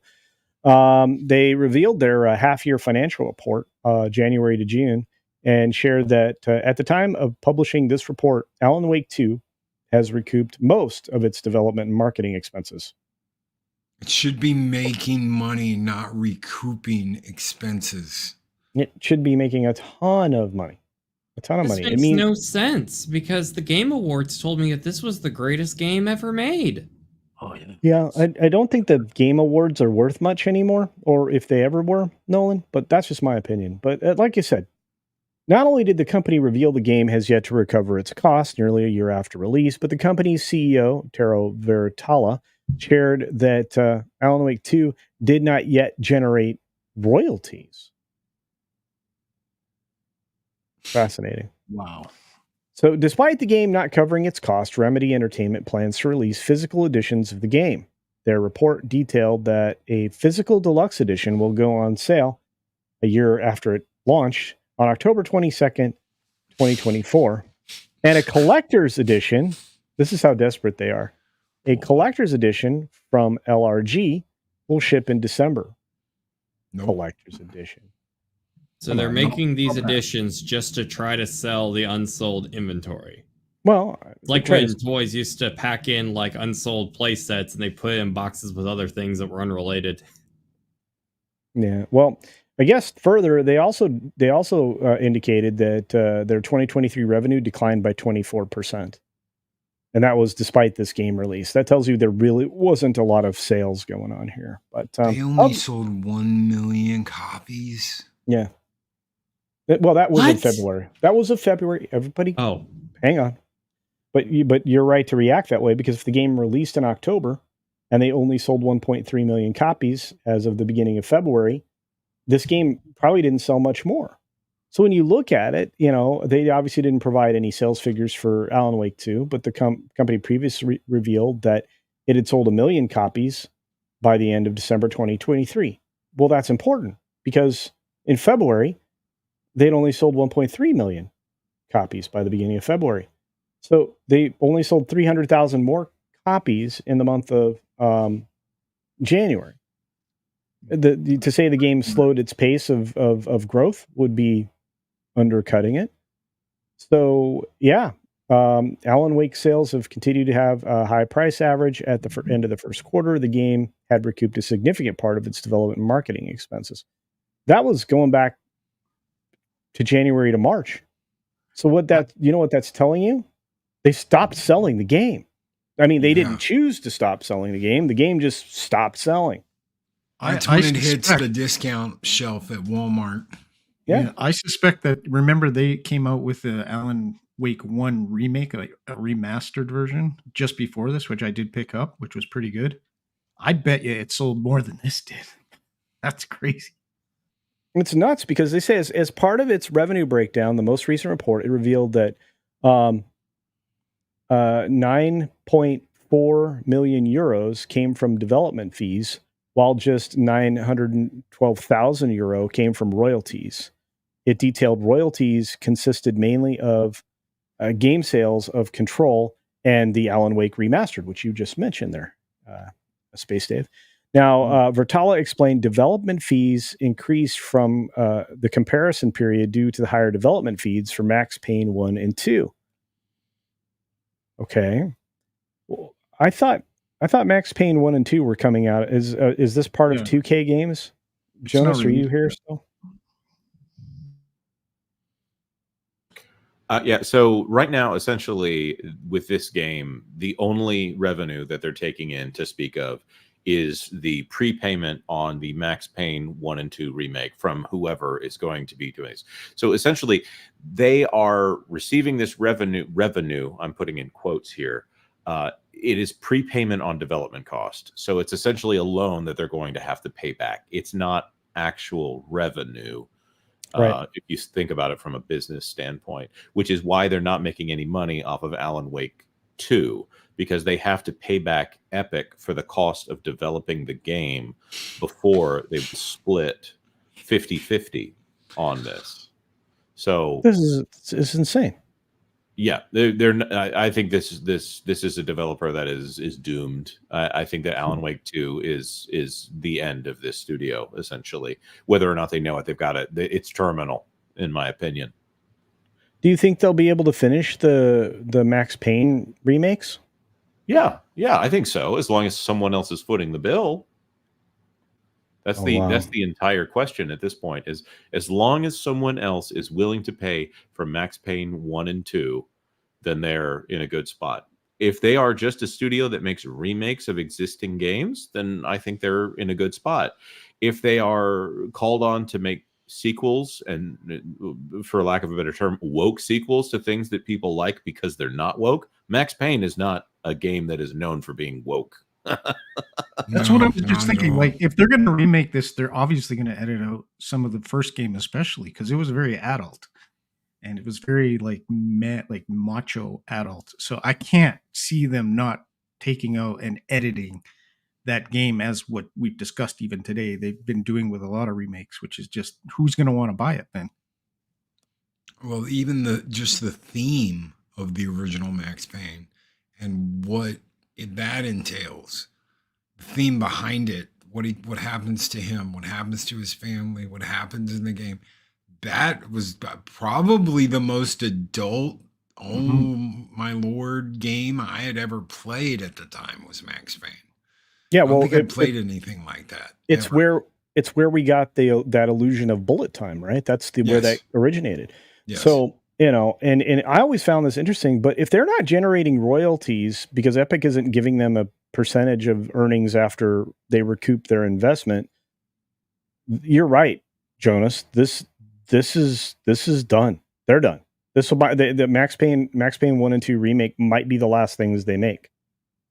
If they had paid for Alan Wake themselves, well, first of all, they wouldn't exist at all at this point. If they had financed Alan Wake themselves and were expected to make payments based off of the revenue for Alan Wake, they would be done. That's it. But at this point, I guess Epic essentially owns Alan Wake 2, for lack of a better way to put it, until it finally gets paid off at some point. I would also explain why Alan Wake is in Fortnite as well. There's an ongoing thing here where Epic is putting these characters. We talked about Geralt earlier. Geralt was also put into Fortnite. I just don't see Max Payne 1 and 2 being the kind of thing that moves like a AAA title needs to move in order to pay off what they need paid off. I don't even know when that game is coming out. Obviously, it's still in development. So looking at their financial statements, which I did with John Trent, he and I were working on it. It's a little different than US GAAP. It's IFRS, which is a system that they use in Europe. And I looked at them and I thought, I must be misunderstanding this system. But no, it really was as bad as we thought it was. It was confusing looking at their financials because I thought these numbers cannot be real. But no, this studio is the only reason they exist is other companies' charity at this point. They're going to be absorbed and they're going to be closed down. And I think that Sweet Baby Inc. is basically whatever box office poison equivalent is for the video game industry, their video game development poison. So I would stay away from them, even if I believed in the things that they talked about. I would stay away from them knowing the stigma that's attached to them with most gamers. This isn't a hand wave, oh, you don't like this because Riva's in it or whatever kind of thing. What they touch gets worse. Yeah, and that's a big problem for, again, I mean, every time I point out that the SBI or similar consultancy group is involved in a game, that kind of is the kiss of doom or the kiss of less sales or the kiss of imminent decline. I mean, I don't know how to put it, but it's not good. Anyway, well, let's see if we can wrap. Go ahead. Oh, at the rate we're going, by the time we have our last stream at the end of the year before the new year kicks in, we're just going to need a moment of silence for all the studios we've lost. Yep. I think I might make a special video for that. That's a good idea. Since I predicted that we'd end the year with 9 fewer studios, and we're already beyond that now, we might be adding Remedy to the list. Wow. It's another reason I like Nintendo is because they're so healthy financially that they that they actually have enough money that they could not make money for several years and just continue to do whatever it is they want to do. Now they do seem to like money more than they did a few years ago. I will say that, but Nintendo don't does get not me wrong. Won't be. I going love under for a few Nintendo years. as well. I think they're really healthy, but for hardcore gamers, they aren't the place to go at the end of the day. I'm talking about titles like, multiplayer, these Yeah, games I'm not that gonna. have been Yeah, popular of Sony, like they don't bring those titles over properly. right. It's That's all the I'm same saying. reason that Disney doesn't need to be the only studio. It's Yeah. they're an essential service to the entire industry. And I forget who it was from Sony said a few years back that we are very glad that Nintendo exists so that they can be the gateway drug into Yeah. getting into video games. And I will I say like a from a counter. design standpoint, they're fantastic. Go ahead, Nolan. Well, no, I would make an argument. Feel free if anyone else feels contrary on this, but I would say that both Sony and Microsoft have actually kind of, I would say they've abandoned the hardcore gamer. It used to be a very philosophy of, kind of a counterculture of us against the world. And like, these are our games for gamers, bro. And I feel like they've kind of sold out and just become more about, hey, what can we do to appease our corporate image? And that's true for almost every company in a way. But I would say that core gamer thing, maybe Epic Games, but I don't really see it with Sony and Microsoft anymore. But I will tell you that in large corporations, especially if you get too many MBAs in the same room, they're gonna tip and lean towards homogenization and be more risk averse. That's just their natural thought processes. Because they aren't creative minds.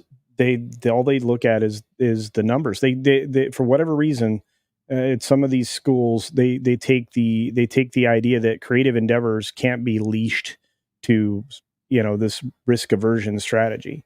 You've got to continue to go against the narrative, and it's one of the ways that you grow. At least that's my opinion. And I've only dealt with these nimrods for a period of time, but it is what it is. Can I throw in one thing?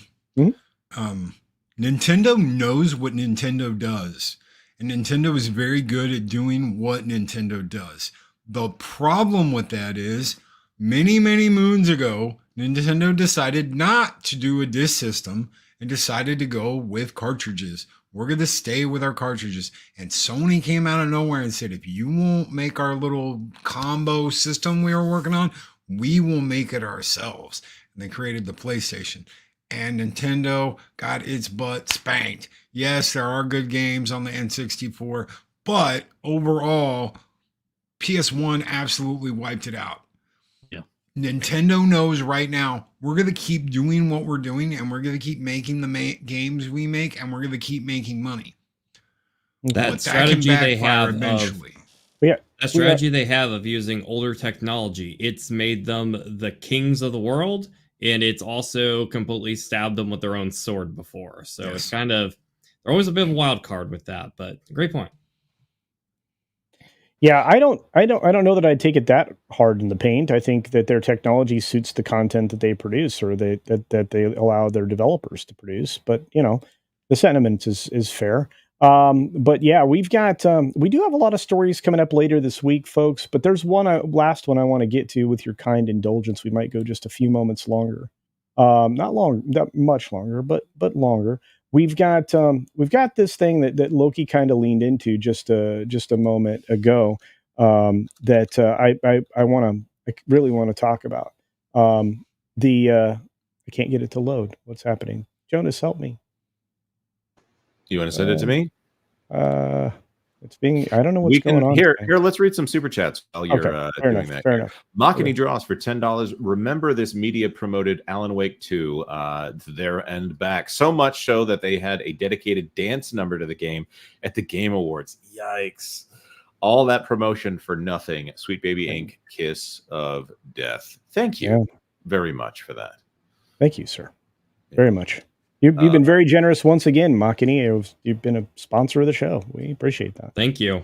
Kaliki Oak for 2. Dang, NetherRealm is such an asset to WB. Is rumor true? Right now, Warner Brothers is in such a bad spot that they are considering selling anything. And also, the Justice League game was so bad that asset is not performing at a time when they need all of their assets to be performing. So it's really, it really could be the thing that causes them to sell off WB Games. They would still hold the licenses, I think, to all of their properties, and they could go with what is a proven model of getting other studios to make your games for you. It's a fair point. Hawaii Dragonstar for 2. Remedy most is greater than 50%. Yes, I would say it's closer to 90%, or well, all of it. In this case, if we're talking about most of their royalties, and when they say royalties, they mean sales. We had to look through their footnotes to find that. Yeah. What is their accounting method? IFRS. Oh, okay. I'll have to look it out. So let's look it up. And by the way, looking at their financial statements, if somebody handed me that financial statement, I would think that I need to hire an accountant to go in and take over their company. It was really not impressive. It was written by people who don't understand how to put investors at ease. I'll say that. Makani draws for 10. I think the layoffs tally between now and last year has to be over 25,000, especially if we start including the entertainment industry. Yeah. Oh yeah, well beyond that. Well, it just consider that 15% of Paramount walked out the door, or will be walking out the door in the next few days. That's a giant workforce. And I think we'd all agree that AI is about to replace a lot of these roles, unfortunately. So yeah, I did a story. I did a story on that today. I got pushback. They were like, "Well, if it's a creative job, they can't replace them." I'm like, "There's a lot of AI scripts out there already, you know." And I'm actually, a little bit of pushback, but I mean, play around with an AI for a little while and train it into what you want, and play with different prompts and encourage it to have wide variance, and you'll find that all of a sudden, it starts to sound a little more human, and sometimes a little more human than I do at times. So, and then we got Skynet, and then we got robots, and yeah, we know where this is going. Yep. I don't think people realize just how good this AI is getting. I think there's a lot of denial of what's going on here, and if it's looking like this now, look at where it's going to be in 5 years. Just saying. Yeah, I have a full soundtrack on my channel now. I have a full soundtrack. I have a different song for every single morning, Monday through Friday, for every single alt show I do. For Eris's channel, which nobody's heard yet. I've got an entire album. I've made over 200 songs in less than a week. I have made over 200 songs. A whole album is finished. Those are the ones that I decided on, that I said, these are the best. This is what I want. There's duplicates in there that sound absolutely different. There's some that failed, that didn't work right. But I could come out with an album tomorrow that sounds really good. And it sounds like the same people singing. This isn't some AI random soundtrack? Just doodad. It's a complete AI soundtrack for the channel and for my wife's channel. Well, so AI has it's a lot that of good sources to draw on. Like music there's billions of songs out on the internet now, right? Billions. So it has a lot of sources to draw on and create from. So it's no wonder. And I'm fooled now too by how actually, you're looking for it not to make sense, some of this music, but it does. And that's just a testament to where how far they've come. Yeah. Here's a good one from David Lopez for $4.99. Hearing the fact that Sony wants to own physical media is a clear sign they never learned from Betamax.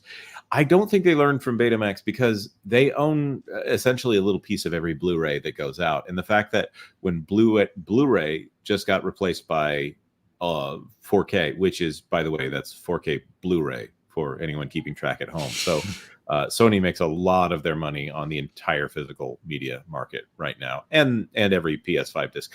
I don't know. Are Xbox Series X discs, are those also on Blu-ray at this point? Yes. Okay. Yes. And they do 4K Blu-rays as well. So Yep. There you go.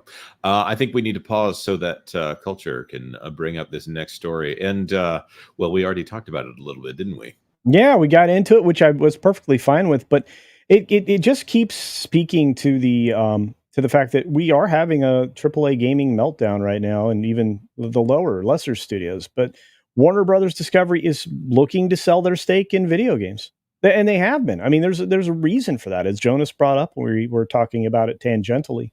There's certainly no room for them to falter when it comes to their finances. They don't have any, they don't have any help. They have no safety net at this point. They've used it all up, and they've used up their goodwill, and they've produced a lot of material that nobody really wanted.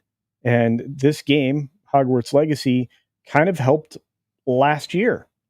But then they released, as Jonas said, this terrible Kill the Justice League game, and it put them on their heels again. So this report claims that Warner Brothers Discovery is allegedly looking to sell a stake in its video game business, which includes Mortal Kombat developer NetherRealms, Hogwarts Legacy developer Avalanche Studios, or Software, and Batman Arkham City developer Rocksteady, among others. This latest report comes from Anna Nicolou and James Fontanella Khan at the Financial Times from all the way back on August 6th. So the duo report that CEO David Zaslav and CEO Gunnar Weidenfelds are instead looking to offload smaller assets. They are considering offers to sell Polish broadcaster TVN or a stake in Warner's video games business, which holds valuable intellectual property to the Harry Potter games, which is true. However, on the company's Q2 2024 earnings call, Michael Ng from Goldman Sachs asked about the company's strategic value in regards to the company and whether or not the company views it as a core part of its portfolio. The company's CEO and president of global streaming and games, JB Perrett, answered, "I think we look at the evolution of the storytelling and interactive entertainment as a space and say it's one of the unique areas in media that is growing, both growing in terms of time spent, growing in terms of time of engagement, and growing in terms of revenue. And so we will still see this as a huge opportunity for us." Well, at least they understand its value. He continued, "We know that our franchises, particularly in a world where the gaming industry launching brand new franchises is getting harder and harder for a number of reasons, including IDFA, depreciation, and more challenges with marketing and consumer acquisition. And that franchises like the ones that we have are in high demand and can help in launching games." So true. Look at this Mortal Kombat. Not Amazing. if you ruin them, though. I mean, if you ruin like what they've done to Rocksteady, what has happened to Rocksteady, who's ever going to buy a Kill the Justice League or another Batman or anything from them? Well, here's where here's where reality kicks in. It's why I like the way Zaslav and Weidenfels speak plainly about this, and even this game studio guy. Now, you still need a great game, he noted, but the reality is we've had the unfortunate, in a short period of 12 months, we went from having a record year that we had in 2023 with Hogwarts Legacy to unfortunately having the opposite side of that spectrum with Kill the Justice League. I like that honesty, by the way. Yeah, it is rare. Yes. This is why I love Gunnar on these calls. Is he's cutthroat and he's perfect for David Zaslav, who is willing to do whatever it takes to keep afloat. But he's also fairly reasonable. He's a weird guy, but does well financially speaking. There's one thing I want to point out. Hogwarts Legacy benefited from the culture war issue in a way that I think a lot of people don't understand. So whereas all this stuff about J.K. Rowling is shooting back and forth, and we're going to be careful on this channel because we don't want to turn it into a culture war channel, this is not. Or at least we don't want YouTube to know that it might be. How about that way? This isn't a culture war channel. The only culture we have here is Culture Casino. That's right. That's right. There was all this stuff about how they're going to protest the wizarding game and all this because this person's a this and that person's a that. But when I played that game, I'm going to say the main plot line in that game, I ended up turning it off because you keep going back to the three broomsticks to a waiter or waitress or bar mistress or barman, depending on how you interpret this character. And they keep talking about how heroic this character is. That I would not be surprised if Sweet Baby Inc. was involved in that game. However, the sales were already done at that point. It was a woke game. I'm just going to point that out. But it sounded like it wasn't a woke game. So I think they benefited a lot from the silence of Avalanche was the studio for that one, right? As opposed to they refused to engage and they didn't tell everybody what was in it instead of engaging with the audience and mocking them. But here we are with the Kill the Justice League game, which we're being very careful not to say the non-subtitle title of that game. that one obviously was right in your face. Like, there is no way that you can play this game without knowing the exact politics of the people who made this game. And if it's not their politics, they're even dumber for having put it in the game. So I'm not saying get woke, go broke, but the audience is just sick of it at this point. And people want to, again, going back to that idea of Batman should be followed by more Batman and even more Batman. And when you come to Batman again, it doesn't need to be we're gonna emasculate Batman in front of everybody and have Harley Quinn in her weird, a little too young Poison Ivy girlfriend beating the tar out of Batman. This is just so dumb. It is the opposite of taking care of your IP. And it sounds like to me, forgive me, I'm almost done ranting.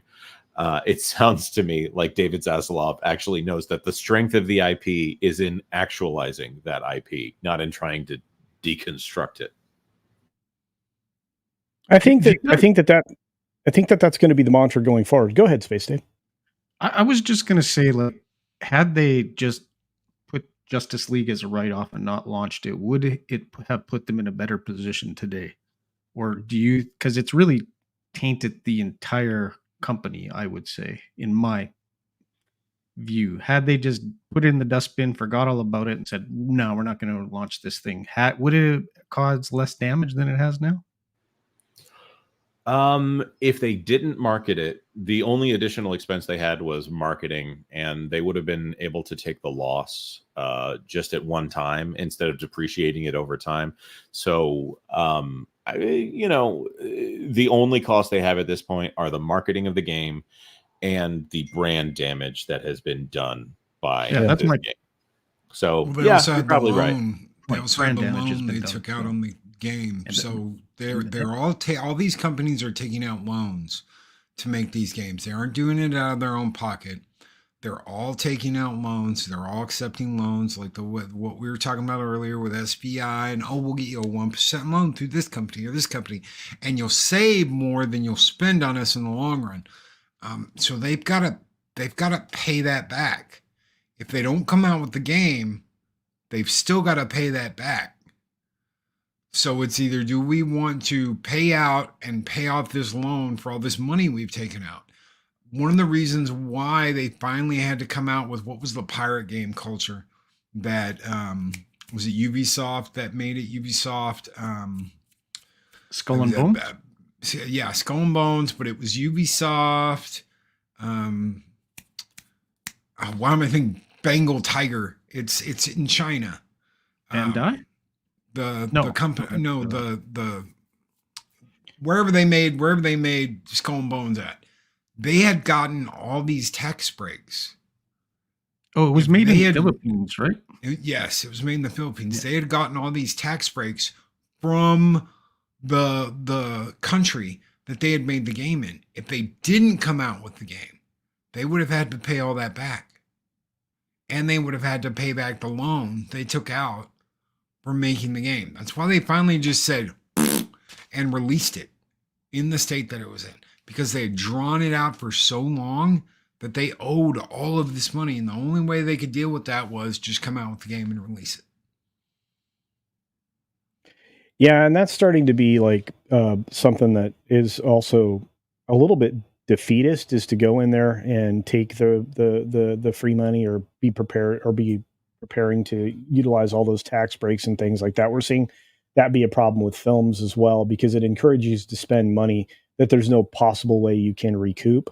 So that's how you end up with spending $400 million on, Indiana Jones, or $300 million on the Marvels. Is like, you're like, well, that's free money because it's going to come back to us in the form of, tax rebates or incentives or whatever. Or merchandise, yeah. Yeah, exactly, which it never does. So, especially if you make something bad. I mean, the Indiana Jones movie was just like a catastrophe for Disney. And when you do that with a game like Kill the Justice League, it's a catastrophe for Warner Brothers. You just can't do it. You can't do it anymore. You can't rely on that way of getting bailed out. Anyway, gentlemen, they could have used that money to fix Tiana's Bayou for the 5th time. I mean, Speaking of which, we have money coming in from our great super chats. Jonas, take them away. Let's do it. SFX Sabertooth Raptor for 5 in an interesting game idea would be Alpha versus Smurfs. On another note, I think ET Atari game may be better than a number of modern games. Alpha versus Smurfs, that would be amazing, especially if it was like Lemmings with the threat of like a Godzilla type. Oh, I would love that. That would be great. Okay, sign me up. Yep. Sign me up. Love it. And as far as ET goes, I have never actually played ET, but I hear from the people who know how it's supposed to be played that it's not as bad if you actually know how to play it. Yes. But I'll also say that I'm from the era of game design where the game is supposed to be designed in a way that you understand how to play it by playing it. No, you're too young to understand the way we had to figure out video games. There were crafty tricks you had to do and learn. Oh, if I go up in this corner and I hold the controller like this and I stand on my head, it'll let me do this. Loki, no, you just plug in the Game Genie. I have to go over here, and then I have to walk back so that I can get into the cave that gets me to the next level. Otherwise, I'm stuck on this screen for 100 years. Yes. Yeah. Jackie Boy for 10 pounds. I just want products that bring me a sense of escapism away from all the modern trials and tribulations we have in society. But we can't even have that, can we? Current day. That's what we're supposed to scream at the screen right now, right? Current day. Yeah. Well, I mean, go back 6 to 8 years. You can play almost any of those titles you can pick up and play. I mean, I'm back. I'm back when I get a chance and I'm not editing videos or whatever. I'll play Ghost Recon for 15 minutes or half an hour or whatever. You know, and Wildlands is still one of the better of that series, and I can go back and replay that forever. And the DLC with the Predator. Yep. Yeah, it was amazing. You can dress your guys up like the cast. You've got Dutch's gun and all that fun stuff is crazy. Jacob Foxfires for 5. The super chat I had today and last week with Nintendo and PC are my shot in the dark predictions for the next decade. What I think when I see recent events. I don't think you're too far off. Yeah, I think we largely agreed with you. What I feel is like we're going to get down to like maybe a total of 4 AAA studios, and all the money that Embracer dumped into something, and all the money that all these other entities that want to be big players dumped into something is going to be lost. I mean, we're going to get is McDonald's, Burger King, and Wendy's. I mean, look at your choices. Yeah. Abdelio for 10. Anime News Network interviewed the author of Dungeon Meshi and spent the interview trying to confirm their own headcanons of where the characters swing in their mental issues. This is a two-parter. For 5 more, so 15 altogether. The author kept shooting down or deflecting the questions. Alternatives title for the manga and anime that the panel may recognize is Delicious in Dungeon. I hate when people do this to the people who are making anything creative, to say that no, my ideas about how this should work, those are superior to yours. Can you confirm all of my ideas? So rarely does that result in something good. We need a term for people being interviewed to start using that's along the lines of no comment, but instead it basically means buzz off. Like we need horseradish on lemon. Maybe. Thank you, Abdelio. Jackie Boy for 5 more pounds in our last super chat of the show. Studios that treat players like fools will only fool the naive, but most will see through their tactics and reject what they don't want. Yeah, fool me very once. Well said. Fool me once, shame on me. Fool me twice, I'm never buying another one of your games ever again. No, especially in this day and age where money is tight, right? So the average income versus inflation is not doing good, and that's in fact, average income, even removing inflation, has actually gone down. Yeah, and then when you raise game prices up and we've discussed this in the past, it does matter. And when you get burned, like Jonas just said, and the super chat said, yeah, I'm not going to do a second round. You don't get another chance because my money is now very precious to me. So remember that. Yeah, mine too. On that note, I want to say, gentlemen, thank you for another great stream. Thank you out there in the audience. We had a lot of fun. If you missed a portion of this, we don't take them down. They actually go into a playlist called live streams. And sometimes I cut them up into little video bits so you get a little more concise picture of whatever it is you may have missed. And we got some more videos coming out tomorrow. So stick around. We are enjoying what we're doing. We hope you are as well. And if you have suggestions for game reviews and things, don't, throw them around, add them to a chat or something. Maybe we get a chance to take a look at them, because I know Loki and Marvin and a few other folks like Space Dave are trying to put together their next game review. So let's see what happens. On that note, anything you want to add, Jonas, before we close down the day?